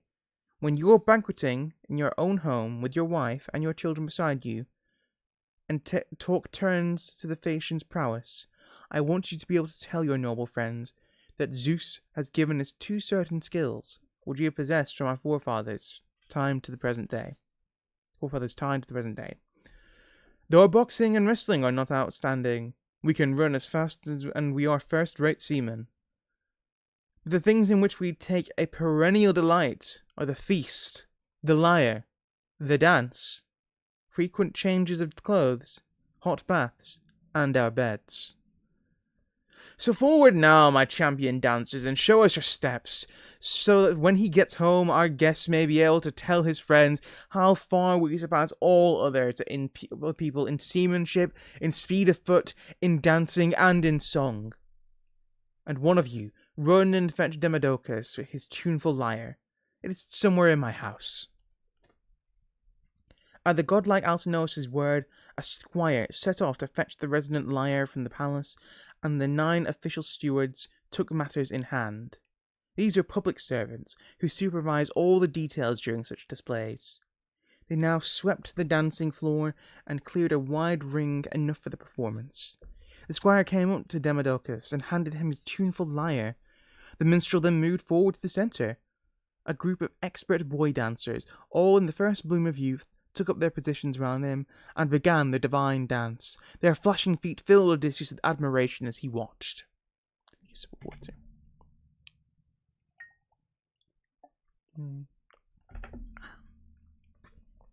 Presently the bard struck up, and lifted his fine voice in song. His theme was the love of Ares and Aphrodite, of the beautiful diadem, how they first made love secretly in her husband Hephaestus' palace, how Ares gave her many gifts, and how he dishonoured the lord Hephaestus' marriage bed. But the sun had witnessed their loving embraces, and came to inform Hephaestus, who, when he heard the bitter truth, went straight to his workshop with his heart full of evil plans, laid his great anvil on the block, and forged a network of chains which could neither be broken nor undone to bind them there. His fury with Ares inspired him as he worked, and when the snare was finished, he went to the room where this marriage bed stood and threw the netting right around his legs. A number of further lengths were attached to the rafter overhead and hung down like fine spiders' webs, quite invisible even to the blessed gods. It was a masterpiece of cunning work. When he had surrounded the bed in this way and set his trap, he made a pretense of leaving for the pleasant town of Lemnos, his favourite place on earth. Meanwhile, Ares of the golden reins had not kept watch for nothing. Directly he saw Hephaestus, the illustrious master craftsman, leave, he made his way to his house, filled with a passionate desire for Aphrodite of the lovely diadem. She had recently returned from seeing her mighty father Zeus, and had just sat down when Ares came in at the door, clasped her hand, and greeted her fondly. "Come, my beloved," he said, "let us go to bed and find pleasure in love, for Hephaestus is no longer around. He has gone somewhere in Lemnos to visit his barbarous Sintian friends." Aphrodite desired nothing better than to sleep with him, so the two went to bed and lay down. Immediately, the netting which Hephaestus' ingenuity had contrived fell around them in such a way that they could not move or lift a limb. They found too late that there was no escape. And now the great lame god himself approached, for the sun, acting as his spy, had given him word, and he hurried home in anguish. Standing there in the entrance, in the grip of fierce anger, he let out a terrible yell and called aloud to the gods. "Father Zeus, and you other blessed gods who live forever, come here and see a comic and cruel thing. Zeus's daughter, Aphrodite, has always despised me for my lameness, and now she has given her heart to this butcher Ares, just because he is good-looking and sound of limb, while I was born a weakling. And whom have I to blame for that, if not my father and my mother? I wish they'd never begotten me. But see where these two have crept into my bed and are sleeping in each other's loving arms. This sight is like a sword in my heart. And I have an idea, and they won't be eager to prolong that embrace. No, not for a moment, not for all their love. Theirs is a sleep that both will soon be tired of. But my cunning meshes are going to keep them just where they are, till my father hands me back every one of the gifts I made him to win this brazen bitch, who may be his daughter and a lovely creature, but is a slave of her passions." At his words, the gods came, thronging to the house with the bronze floor. Up came Poseidon, the sustainer of the earth, Hermes, the swift runner, and Apollo, lord of the bow. But the goddesses, out of modesty, all stayed at home. So there they stood in front of the doors, the immortals who are the source of all our blessings, and when they caught sight of Hephaestus' clever device, a fit of unquenchable laughter seized the blessed gods. "Bad deeds don't prosper," said one of them with a glance at his neighbour. "The tortoise catches up with the hare. See how our slow-moving Hephaestus has caught Ares? No god in Olympus can run as fast. Hephaestus may be lame, but he has won the day by his cunning. And now Ares will have to pay him an adulterous fine." This was the kind of comment made.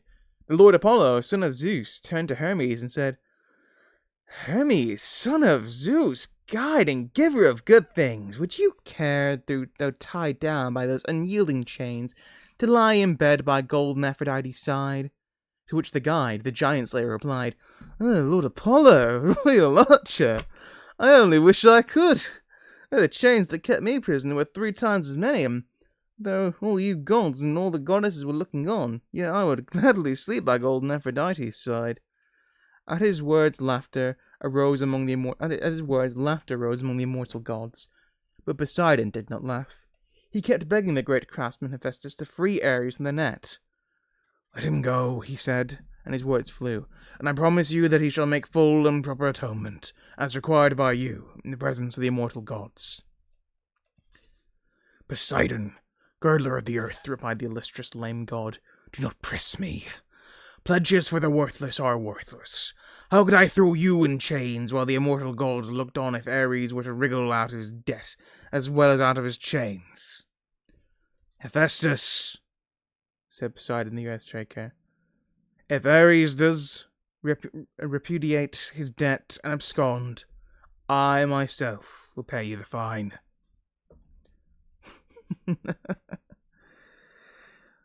To such an offer from you, replied the great lame god, I cannot and must not answer no.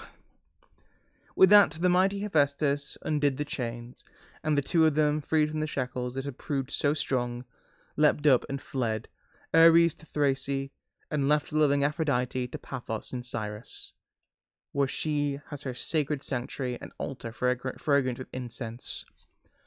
There the Graces bathed her and anointed her with celestial oil that is like a bloom on the limbs of the immortal gods, and they dressed her in lovely clothes that were a marvel to behold. This was the song that the famous minstrel sang, to the delight of Odysseus and the rest of his audience, and the Phaeacians, those famous and intrepid mariners. After this, Alcinous ordered Halius and Laodamas to dance by themselves, since no one could compete with them. Polybus, a skilled craftsman, had made them a beautiful purple ball. Beautiful purple ball, which they took in their hands, and one of them, bending right back, would throw it up towards the shadowy clouds, and the other, leaping up from the ground, would catch it skillfully before his feet touched the earth again. After showing their skill at this high play, they began tossing the ball around quickly to and fro as they moved in their dance on the bountiful earth, while the other youths stood at the ringside, beating time, till the air was filled with sound, and the noble Odysseus turned to his host and said, Lord Alcinous, most illustrious of all your people, you claimed just now that your dance is supreme. Your claim is made good. I marvel at the sight of them. His praise delighted the great Alcinous, who turned at once to his seafaring subjects and said, Listen, captains and counsellors of the Phaeacians, I find a nice discernment in this guest of ours. Let us make him parting gifts as is appropriate. Our people have for their chiefs and rulers 12 eminent princes, 13 with myself. Let each one of us present him with a fresh cloak, a tunic, and a talent of sterling gold. Let us quickly gather all our gifts together, so that the stranger can receive them and come to supper in a happy frame of mind. As for Euryalus, he must make amends to him by personal apology, and a present as well, for the incivility of his comments. They all approved his suggestions, and gave in their instruction. Each of the princes dispatched his squires to fetch their gifts, and Euryalus spoke up in answer. Lord Alcinous, most illustrious of your people, I shall make atonement to the stranger, as you have ordered. I will give him this sword of bronze, which has a silver hilt and a sheath of newly carved ivory to hold it. It will be a very valuable possession. He then laid the sword with its silver mounting in Odysseus' hands, and addressed him with words that flew. Honoured guest, I salute you. If some offensive words escape my lips, let the storm winds take and blow them away, and may the gods grant that you may reach home again and see your wife, since you have lived a hard life for so long away from your friends. Friend, said the nimble-witted Odysseus, I return your kindly greeting. May the gods bless you, and I only hope you will not one day miss the sword you've given me here with words that will make amends. And as he spoke, he slung the silver-studded weapon from his shoulder. By sunset, he was in possession of all their splendid gifts, which were then carried to Alcinous' palace by their well-born squires. There, the good king's son took charge of them, and placed the magnificent collection at their honoured mother's feet. Meanwhile, great Alcinous brought the rest of the company to his house, where they seated themselves on high black seats, and mighty Alcinous called to Arete. My dear, he said, bring a really splendid coffer here. kind of coffer here, the best we have, and put a fresh cloak and tunic in it as your own gift.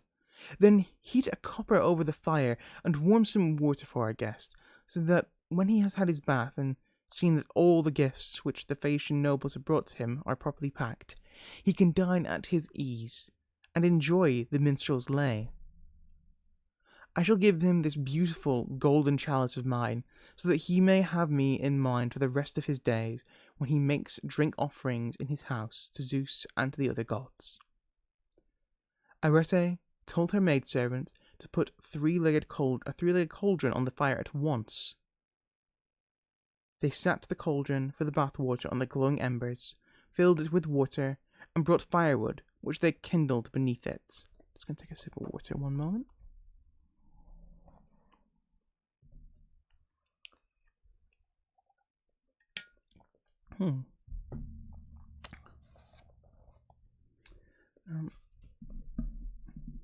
The flames began to lick round the belly of the cauldron, and the water was heated. Meanwhile, Arete brought out from the inner chamber a fine chest for their guest, in which she packed the splendid gifts of clothing and of gold which the Phaeacians had made him. To these, on her own account, she added a cloak and a tunic of fine quality, and then addressed Odysseus with words that flew. "See to the lid yourself now, and tie the knot, so that you may not be robbed on your journey when you are enjoying a sweet sleep later on, as the black ship carries you along." Noble, much enduring Odysseus, took her advice, and fixed the lid on at once, fastening it neatly with a complicated knot that the Lady Circe had once taught him. Immediately after that, the housekeeper invited him to have a bath. It was a pleasure for him to see a hot bath again, for he had not been used to such comforts since leaving the home of Calypso of the lovely hair, where he had received the constant attention like a god. When the maids had bathed and rubbed him with oil, and clothed him in a fine tunic and the cloak, he left the bath to join the men at their wine. Now, Nausicaa, in all her heaven-sent beauty, was standing by one of the pillars that supported the massive roof. She was filled with admiration when she saw him before her eyes, and when she spoke, it was with winged words. "Good luck be with you, my friend," she said, "so that when you are in your own country, you will remember me sometimes, since it is chiefly to me that you owe your life." "Nausicaa, daughter of great-hearted Alcinous," answered the resourceful Odysseus, "I do indeed pray to Zeus the Thunderer, husband of Hera, to let me reach my home and see the day of my return. If he does, I will pray to you as a divinity all the rest of my days. For it was you, lady, who gave me back my life." With this, he took a chair by the side of King Alcinous, for they were already serving portions of food and mixing the wine. A squire now came in leading their beloved bard Demodocus, the people's favourite. He seated him up in the centre of the company, with his back against one of the high columns, and at once the resourceful Odysseus, carving a portion from the chine of a white-tusked boar, there was plenty left, with rich fat on either side, called to the squire and said, "Here, give this helping to Demodocus to eat, with kindly greetings from my unhappy self. All men honour and respect bards, for the muse has taught them songs, and she loves the minstrel of eternity." The squire took the meat and handed it to the illustrious Demodocus, who accepted it with pleasure. The company now helped themselves to the delicious food that was spread before them. When they were satisfied their thirst and hunger, resourceful Odysseus said to the minstrel, "Demodocus, I admire you above all men. Either Zeus's child, the Muse, or Apollo must have been your teacher. For it is remarkable how accurately you sing of the tale of the Achaeans' fate, and of all their achievements, sufferings, and struggles. It is almost as though you had been with them yourself, and heard the story from one who was. But now change your theme, and sing to us of the stratagem of the wooden horse, which Epeus built with Athene's help, and which the good Odysseus contrived to get taken one day into the citadel of Troy as an ambush, manned by the warriors who then sacked the town. If you can tell this story as it really happened, I shall proclaim to the world how generously the god has endowed you with the heavenly gift of song. Odysseus finished speaking, and the bard, beginning with an invocation to the gods, unfolded the tale. He took it up at the point where the Argives, after setting fire to the huts, had embarked on their ships and were sailing away, while the renowned Odysseus and his party were already sitting in the assembly place in Troy, concealed within the house, which the Trojans had themselves dragged into the citadel. There stood the horse, with the Trojans sitting around it, endlessly arguing. 3 policies commended themselves. Some were for piercing the wooden frame with a pitiless bronze spear. Others would have dragged it to the edge of the heights and hurled it down the rocks. Others, again, wished to let it stand as a magnificent offering to appease the gods. And that was what happened in the end. For it was the destiny that they should perish when Troy received within their walls the mighty wooden horse, laden with the flower of the Argive might, bringing down doom and slaughter to the Trojans. He went on to sing how the Achaean warriors, leaving their hollow ambush, poured out from the horse to ravage Troy, how they scattered the steep streets of the city, leaving ruin in their wake, and how Odysseus, looking like Ares himself, went straight to Deiphobus' house with the gallant Menelaus, and there, sang the bard, he engaged in the most terrible of all his fights, which, in the end, he won, with help of the indomitable Athene. While the famous minstrel was singing, Odysseus' heart was melting with grief, and his cheeks were set with tears that ran down from his eyes. He wept as a woman weeps when she throws her arms round the body of her beloved husband, fallen in battle in the defence of his city, and his comrades, fighting to save his city, and his children from the evil day. She has found him gasping in the throes of death. She clings to him, wailing and lamenting. But the enemy come up and beat her back and shoulders with spears as they lead her off into slavery and a life of miserable toil, with her cheeks wasted by her pitiful grief. Equally pitiful were the tears that now welled up in Odysseus' eyes, and though he succeeded in hiding them from everyone else, Alcinous could not help observing his condition. He was sitting next to him, and he heard his heavy groans.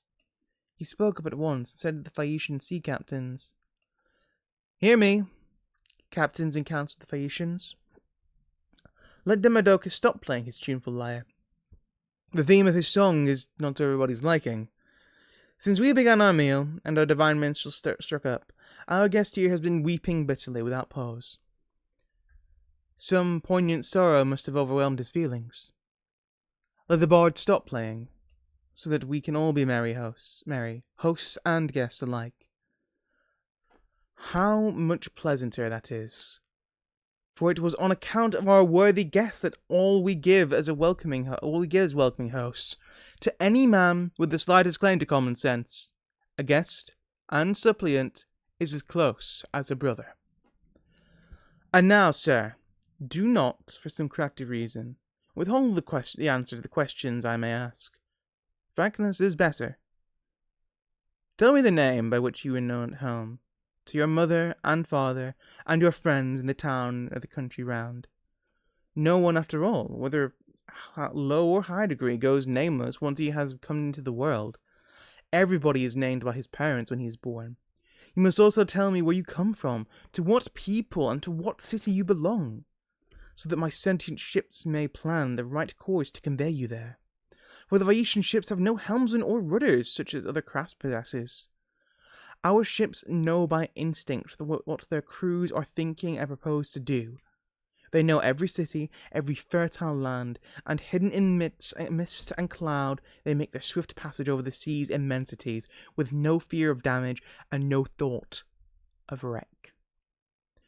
At the same time, I must tell you of a warning I heard from my father, Nausithous, who used to say that Poseidon grudged us our privilege of giving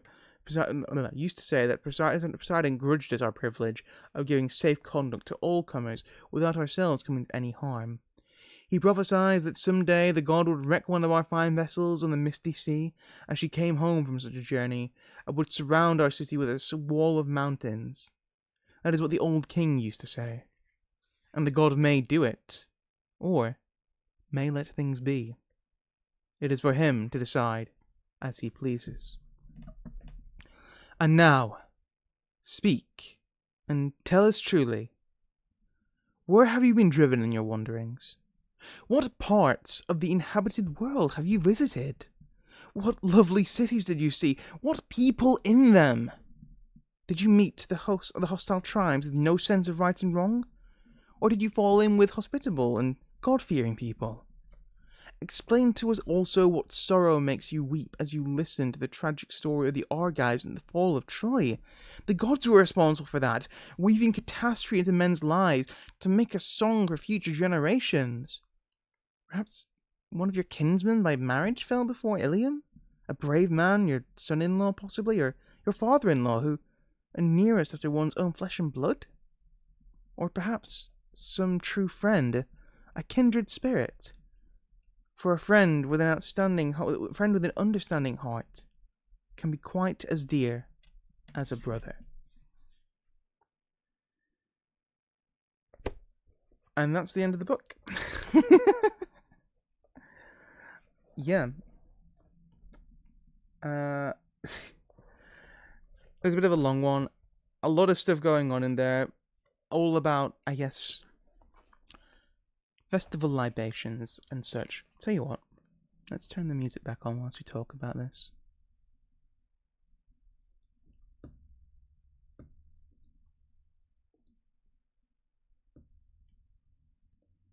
Did I miss it? Oh my god, Survivalist, I'm so sorry. I just finished the book 8. Hang on. It's your first time in chat. Welcome in.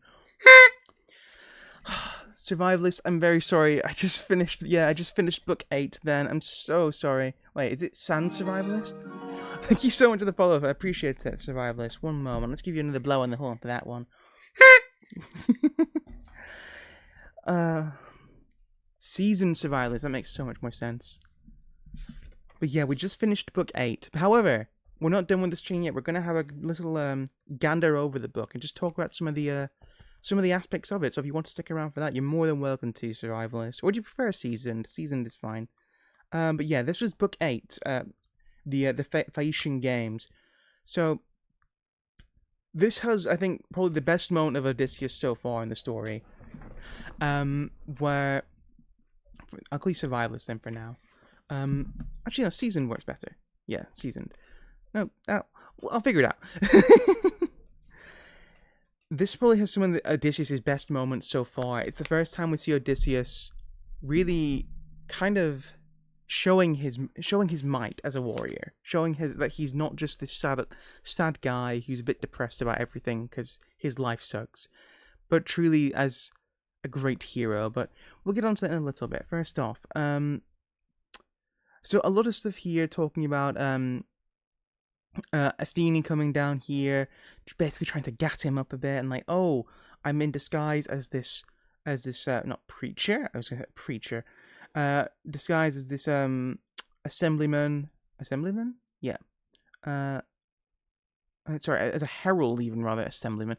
When this guy's a herald and says, "Oh, you must all come and see this mysterious gentleman. He's as handsome as any god, as an immortal god, and he's rather stunning. And everyone should come and look and check this guy out." And he's like, "Okay, what's going on?" It's nice to see that Athene kind of has his back every single step of the way. It's very nice to see.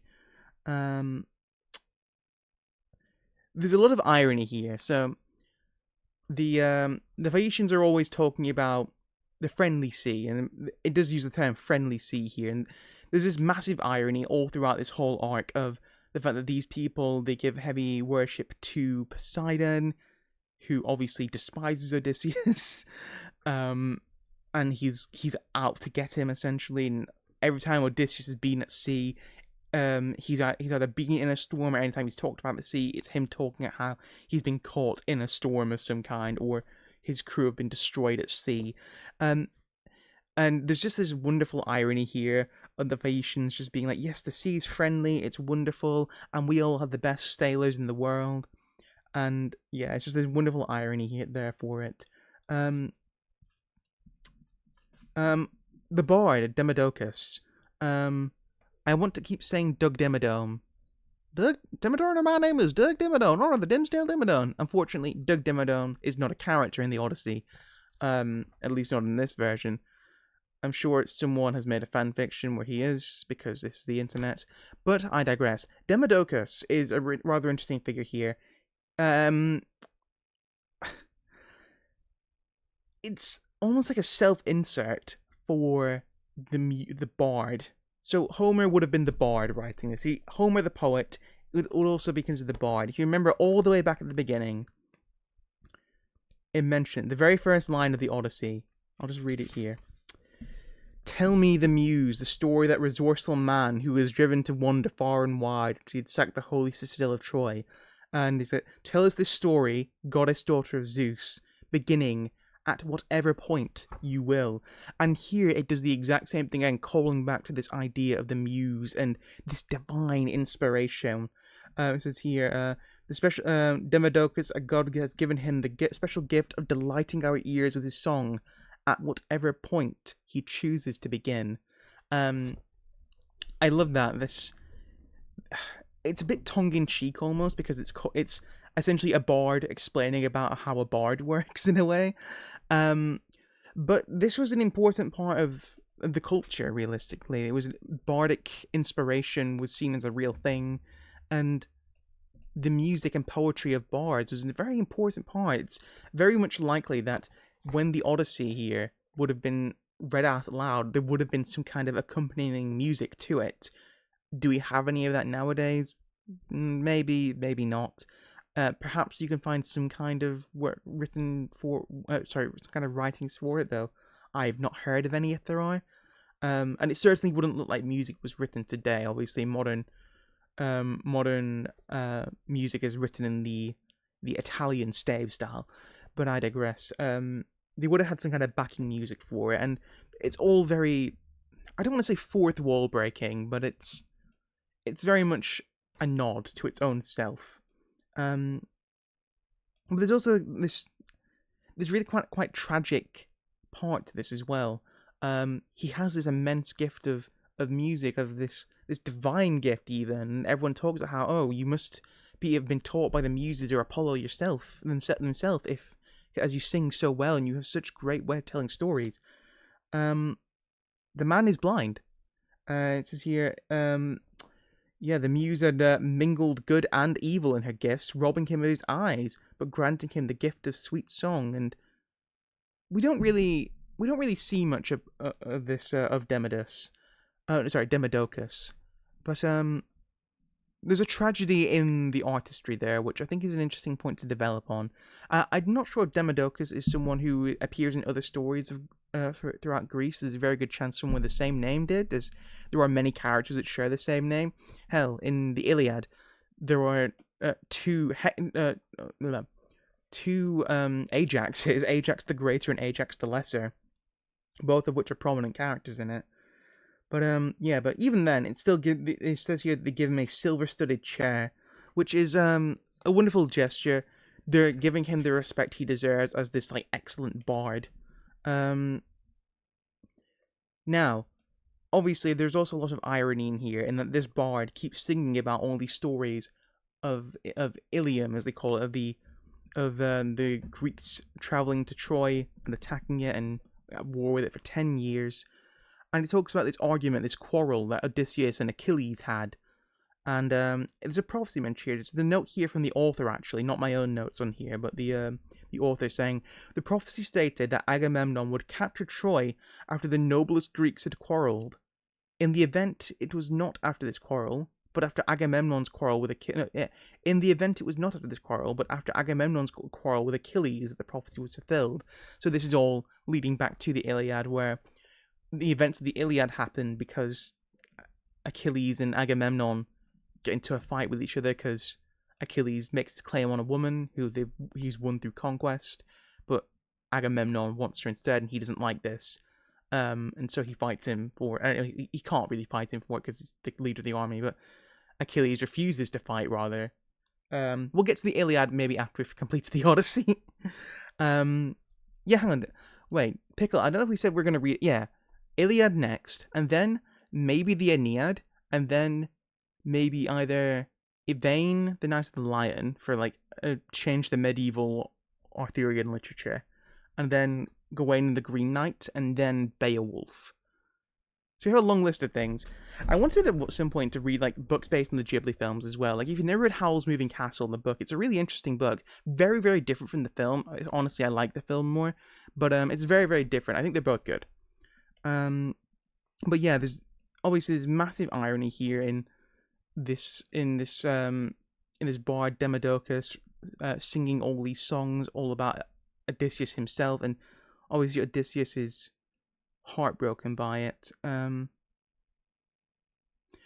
there's a thing here as well. Let us go outside now, try our skills at various sports, so that when our guest has reached his home, he can tell his friends that at boxing, wrestling, jumping, and running, there is no one who can beat us.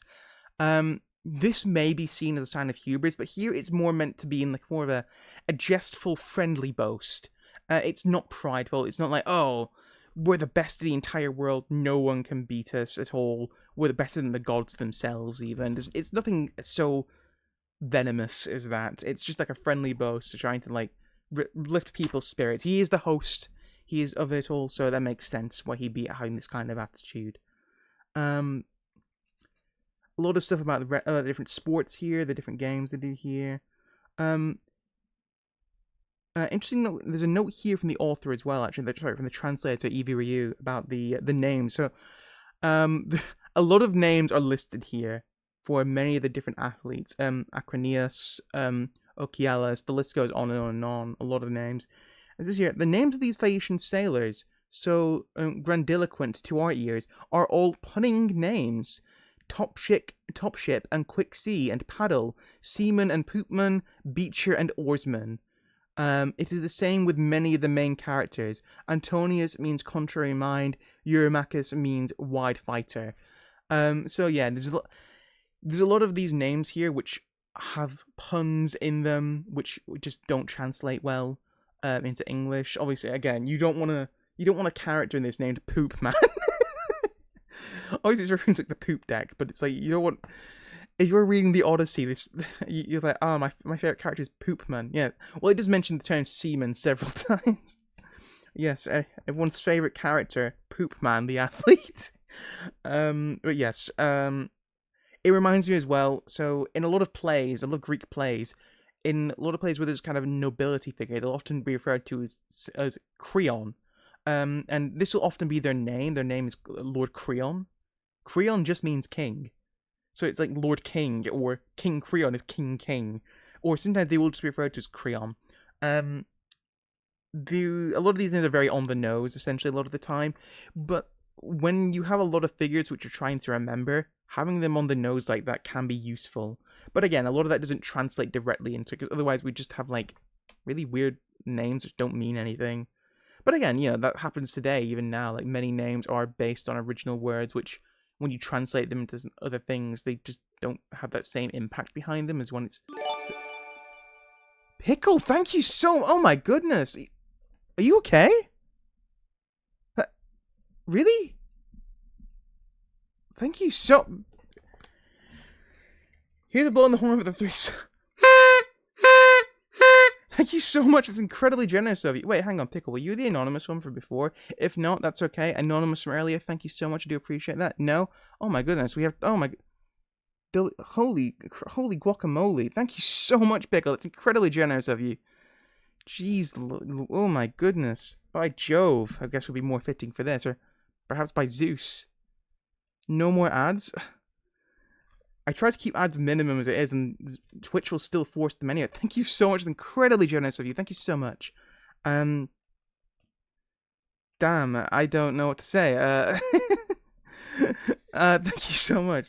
I'm really, really incredibly grateful for that. It's very, very kind of you to do so. I hope you're okay spending that money. Please don't spend the money if you don't need to. It's okay. It's fine. I'm just happy that people are here to learn together, I guess. That's all I want. It's okay. Thank you so much, though. Um, okay. Let's calm down. um, yes, we're talking about. So the names of all of them, they're all kind of puns, very, very much not working translation. But this is probably my favorite moment of this book here, where the what's his name again? Is it Leodamus, kind of urged on by Euryalus, his mate. Um, wait, no, wait.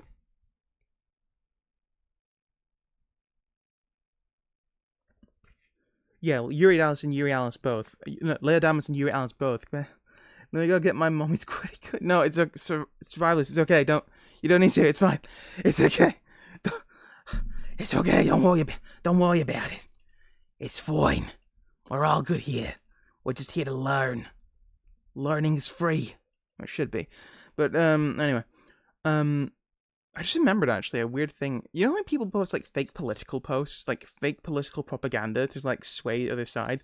I once saw something which was like it was like a fake political poster which was basically anti-propaganda for an opposing political party with them, which was basically them saying, what was it now? It was like education is not a right, it's a privilege.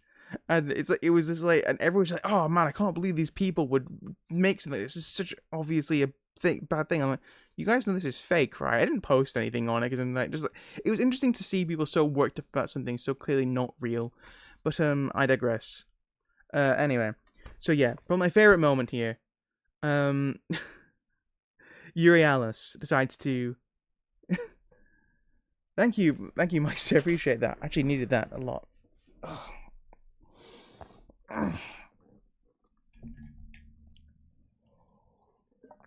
Thank you so much, Meister. Thank you for that. I always forget posture. See, this is why I have posture checks and hydrates always on. They're always extremely useful because I'm very forgetful of them. So yeah, Euryalus kind of digs into Odysseus a bit. And Laodamas is like, "Oh, you wanna? Surely you can do this. Surely you can get involved in this." Oh no, yeah, no, yeah. Laodamas basically asking him, "Hey, do you want to try and get involved in it?" And Odysseus says, "Why are you trying to provoke me with your challenges? I'm too sick at heart. I'm not weak at all, but I'm sick at heart to do this." And then Euryalus decides to insult him directly to his face. Like, "You're more like a skipper of a merchant crew than a sailor." And yeah, it's like, no, one can see you are no athlete. And goddamn, if Odysseus can show that he has the gift of speech, he really shows it here in a very, very sharp way, which he's not doing with anything else. He's always been shown to be a good spokesperson, very good with the art of conversation. He's been able to beg for suppliants like so many times at this point already, and we've barely known him in the story realistically, but he's begged for suppliants so many times, and everyone's been very enamored with his words. I mentioned before about how he had that rather humorous speech all about how my heart is heavy, but my stomach is empty, and as a man, as a human being, though my heart is heavy, my stomach still needs to be filled. And this is rather humorous speech about how his emotions are meaningless to his stomach, essentially. And everyone's like, "Oh, that's very endearing. That's very funny." Well, yeah, that's fine. But yeah, he has this excellent retort here where he talks about how, and it says here, "With a black look, the nimble-witted Odysseus retorted, 'That, sir, was an unbecoming speech. You strike me as a presumptuous fool.'" I'm like, oh, damn, he's really going for it. And yeah, what's this fantastic line here? Another maybe as handsome as an immortal, yet quite deficient in the graceful art of speech. Now you, sir, are distinguished in appearance. The gods themselves could not improve it, but you are short of brains. And despite being a scathing review of this man and his utter rudeness, there is this theme here of intelligence overlooks being carried on. Odysseus is known throughout all the tales of Greek, all the old stories of Greece, as being this incredibly brilliant mind. Some people even think to the point of being too smart for his own good. And you know, he is a very prideful man at the end of the day, and he ends up getting involved in this thing, showing this feat of amazing strength, outthrowing the discus of all these other men, and they're all just like completely emasculated by him essentially. But ultimately, it is a brains over brawn thing with him, or brain intelligence over looks rather, because you still need the physical strength to do it. He still has this immense physical strength, but he doesn't care so much about looks as intelligence, which is the main thing here, and it's why Athene is so endeared to him, because he's got this brilliant mind which she wants to encourage and support. Obviously, in Epic the Musical, this turns into this idea of like he is a direct apprentice of Athena, which I think is a very cool spin on it. But yeah, I think it's interesting that in every moment he's basically carrying on this idea. And I mentioned before as well, he has these moments where Odysseus will speak to himself, and this would have been seen as a sign of intelligence because he's very clearly working through the thoughts in his head. He's not just acting on a whim, he's not doing anything on an impulse. He rarely, if ever, does things on an impulse. This is probably the most impulsive we've seen him here, but this was not before he used his wit, his mind, to drop an amazing diss track, essentially. But yeah, he says, "You stirred me to anger with your inept remarks. I am no novice at sport, but consider myself to have been in the first rank so long as able to rely on the strength of my youth." And even then, he's still humble enough to admit what he might be beaten on, right? He says here, I have enjoyed in warfare and fighting my way through hostile seas. All the same, and in spite of what I've gone through, I'll try my hand at the sports. For your words, actually, sorry, after that even, it's after that. Wait, here he's talking about how he's been at war and stuff. He's fought in war and stuff, which realistically none of these men would have done. They've lived cushy lives for the most part.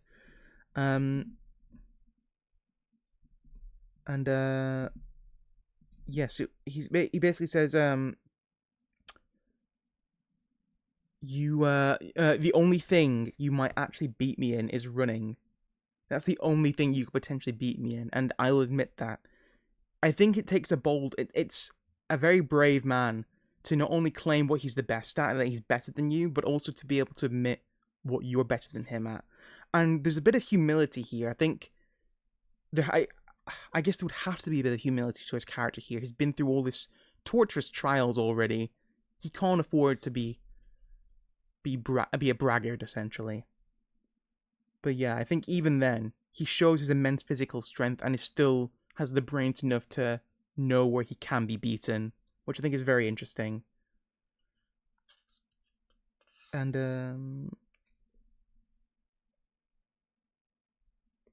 yeah. Sorry, I was looking for the passage here. Yeah, but what? Actually, was I playing the music? I don't think the music was playing, was it? I thought I was playing the music there. My apologies. One moment. Oh, it's because I muted it. That makes way more sense.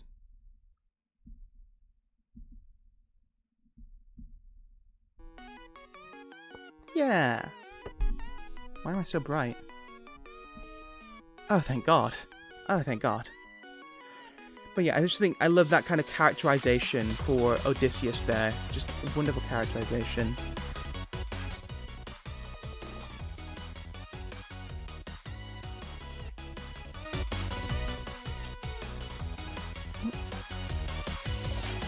Hang on. They turned the music up too loud now. Oh dear, me oh my. Unless you guys want the music off, what do you think? Music on or music off? There we go. That's up to you, I guess. Anyway. But yeah, we have this wonderful moment from Odysseus here. It's awesome. There's a note here as well, which I have in my book, which I made a while ago.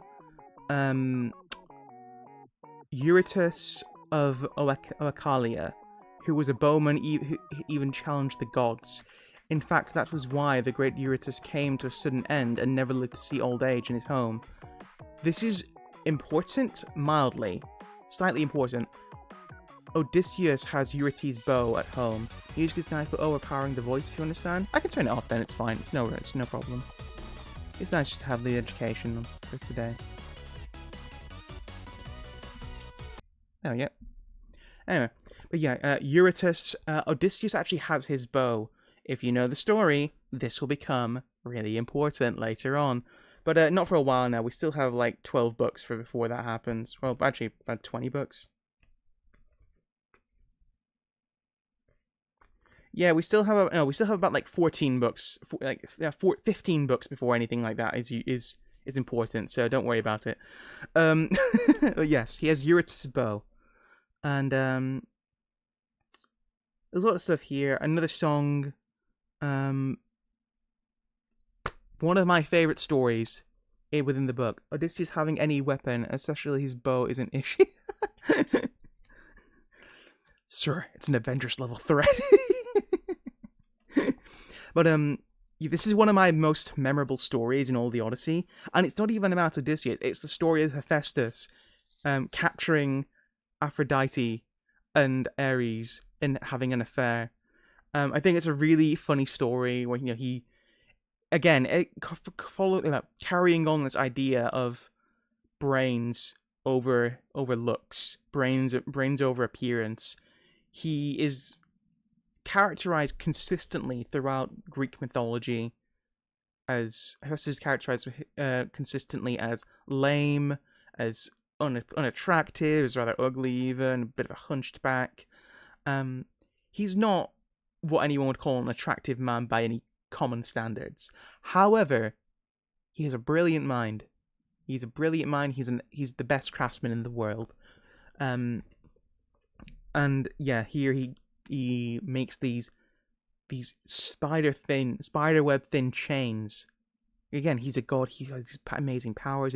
He makes these spider thin chains, spider web thin chains rather, and uses them to catch Ares and Aphrodite. He plants them on his bed and triggers this trap. And the sun, who may also be analogous to Helios here, it says, "Hey man, the plan worked. You can go back home now. They're there." And it's like, oh crap. And he heads back home. And yeah, they have this big tussle.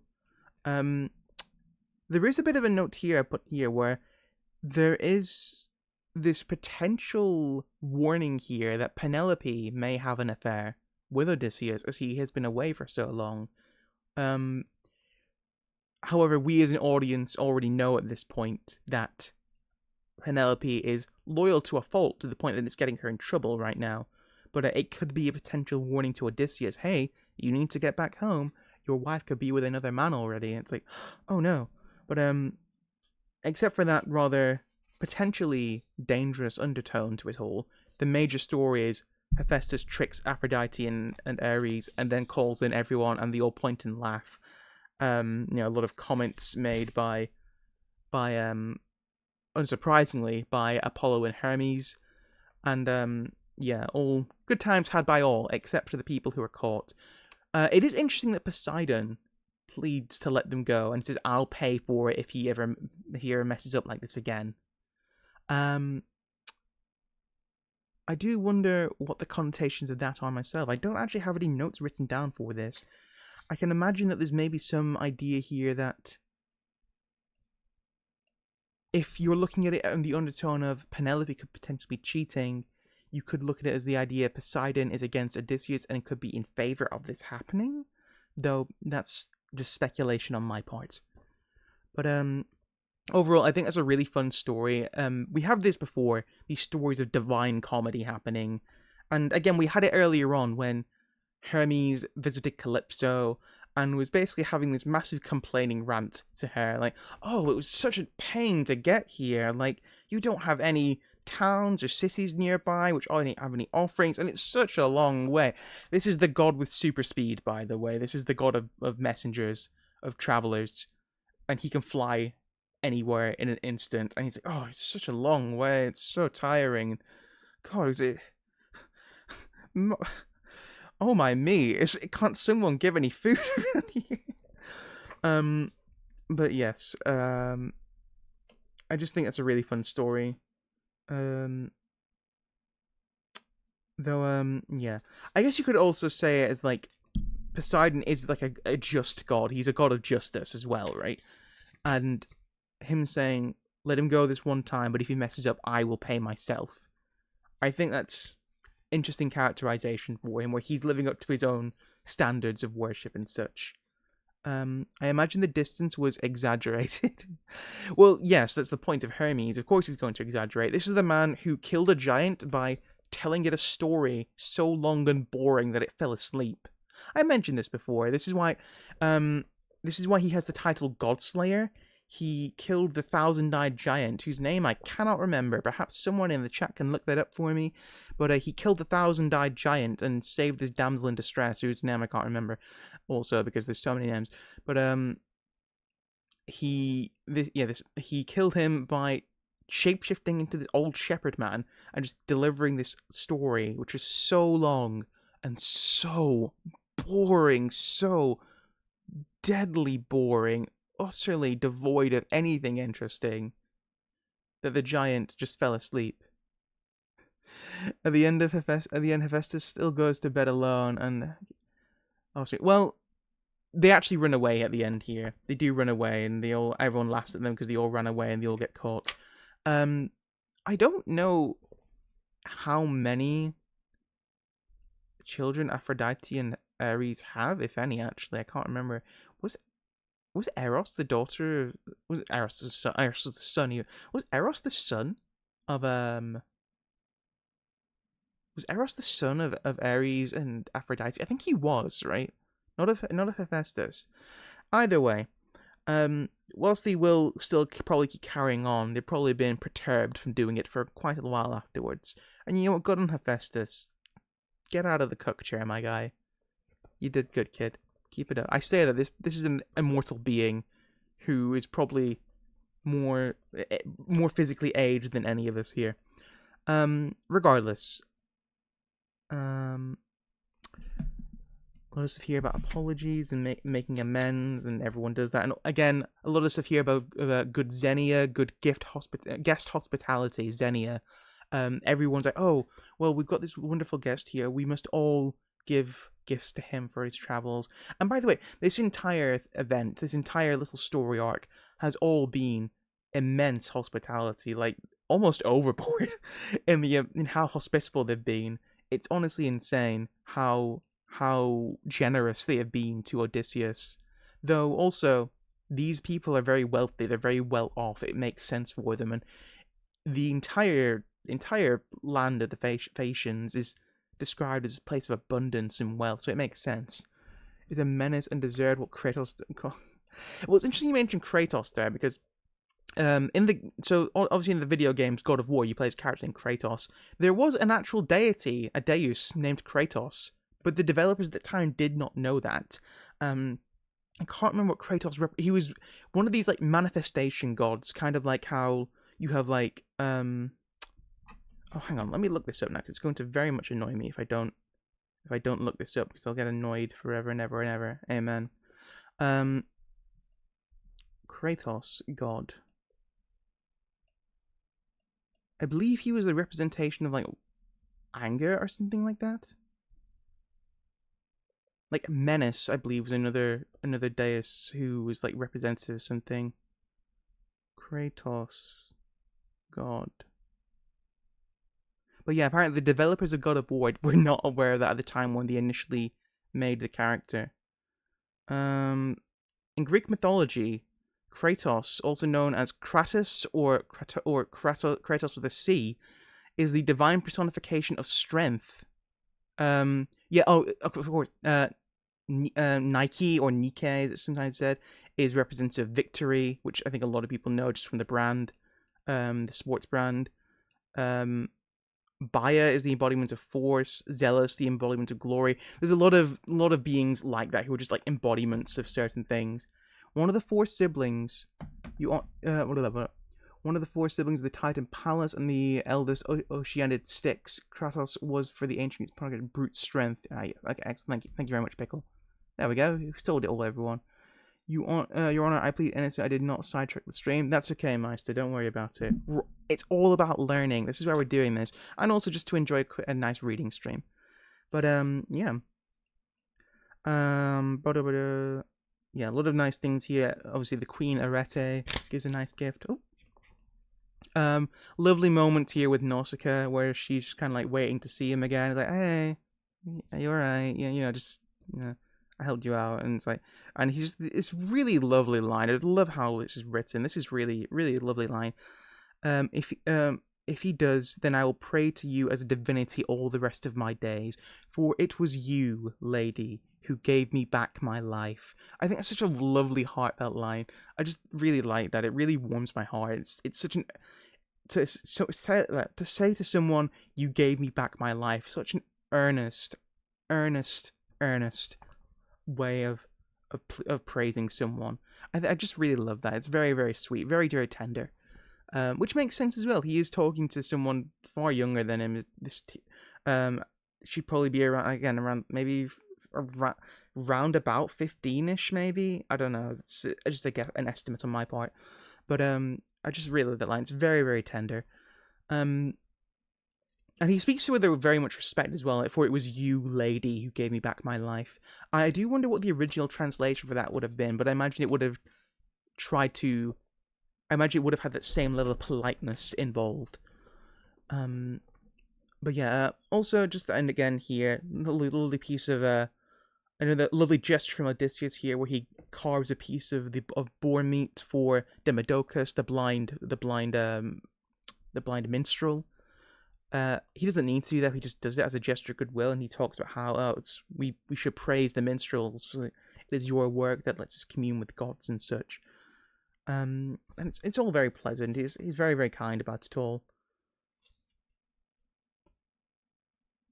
And of course we have another big ironic piece here, where we have Demodocus singing a song about Ilium and the War of Troy, and Odysseus and his men fighting, and talking about him and Menelaus joining forces and getting involved in the scrap of things, and this obviously bringing us a tear to Odysseus, making him very, very upset, very emotional, as he he's remembering all these times, all these friends who he presumes are probably dead or gone or somewhere, people he may very well never see again, friends, and sometimes enemies, but for the most part friends, right? And allies as well. They're brothers in arms in war, and it's a lot of pathos here. All these moments of pathos of this man who is looking back on his life through these songs and just feeling such immense regret and sorrow for everything which has happened in his life and everything which may well happen in his life. It's really sad.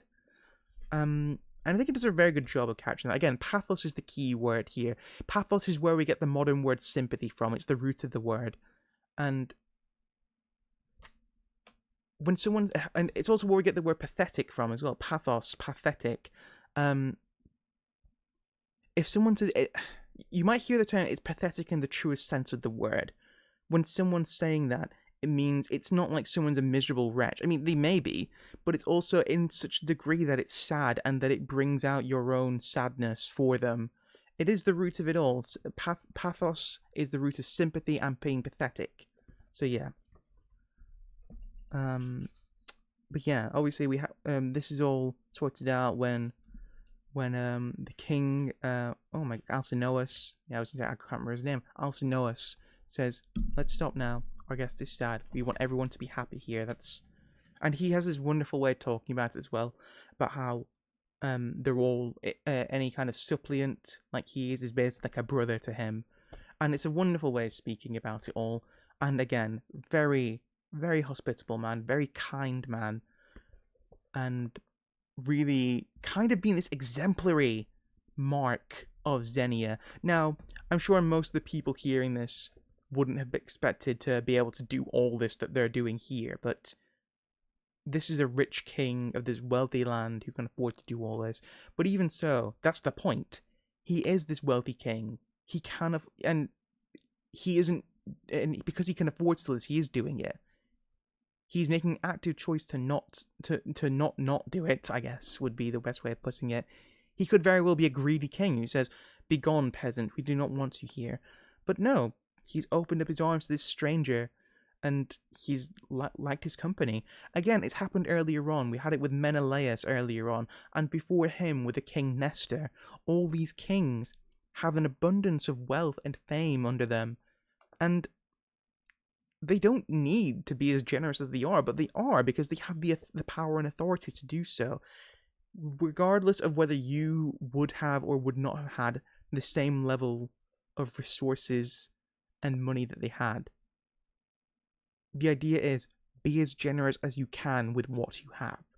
Right? These people are not in want of anything, so of course they can do this, but as a religious kind of guide, these would have been very important figures. But yeah, and of course, a finale of the book ends with asking who it is, who is this mysterious man who, up until now, they still have not asked his name.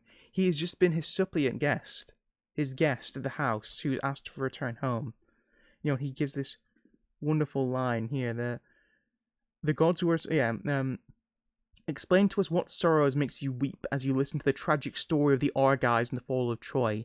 The gods were responsible for that, weaving catastrophe into men's lives to make song for future generations. I think by modern standards, I think this would actually be a bit more of a bit insensitive, right? This is like a war. It's not just existing for songs, but at the time, his sentence would have made sense. So I think you could very easily read that as a way of being a bit insensitive nowadays, but I don't think that's intended at all in the original line. Perhaps one of your kinsmen by marriage fell before Ilium, a brave man, your son-in-law possibly, or your father-in-law, who are nearest after one's own flesh and blood, or perhaps some true friend, a kindred spirit, a friend with an understanding heart can be quite as dear as a brother. And obviously there is a bit of irony in there, because we know that all his friends are dead and gone. All his allies, his 600 men troop from Ithaca are all dead. By the way, I should mention, so not all his troops would have been from Ithaca. There were some surrounding islands, like Eurylochus, however you pronounce his name, who is one of the only figures really talked about in the epic musical, by the way, for anyone still interested. He was from a neighboring island. They were cousins, actually, by the way. Through, I think it was marriage to Odysseus' sister, if I remember correctly, but they were cousins. But 600 men from essentially a bunch of small, tiny island states is a massive amount. If you look at the population of Ithaca today, it's like just under 3,000 people. Now, keep in mind, populations would have been far less back then anyway, just 2,000 years ago, right? 3,000 years ago even. Population would be far less back then. But even now, if you have a country of just under 3,000 people, let's say I think it's 2.8ish or something like that nowadays. I think I already looked this up. Around 2021, it said that the population of Ithaca was round about 2.7, 2.8k people. If you take 600 people from there, that's a massive amount. That is a massive amount of people. Right? Back then, that's an astronomical number of people, and again, not all of them were from Ithaca, but this could have meant an entire generation of people just gone without parents or anything like that. Many of them were. Many of them, if you weren't in some kind of trade which wasn't to do with, I don't know, it was, or rather, if you were a soldier, your entire family would have gone without any kind of male figure in their life, and realistically, the majority of men in Ithaca at the time of the story are either people who are too old to go to war, or people who were too young to go to war, who were babbies. Telemachus himself was but a wee baby, not even a year old, when Odysseus left for Troy, for Ilium. And yeah, it's a rather sad to think about that. If you were an able-bodied man, you probably had to go to war, which sucks, right? But yeah, that's besides the point now, because now we'll finally be getting on to actually actually seeing the story of Odysseus in Book 10, The Cyclops. That's right, boys and gals. We're finally getting to the main meat and potatoes of the story. Book 10 onwards. We'll do that next time.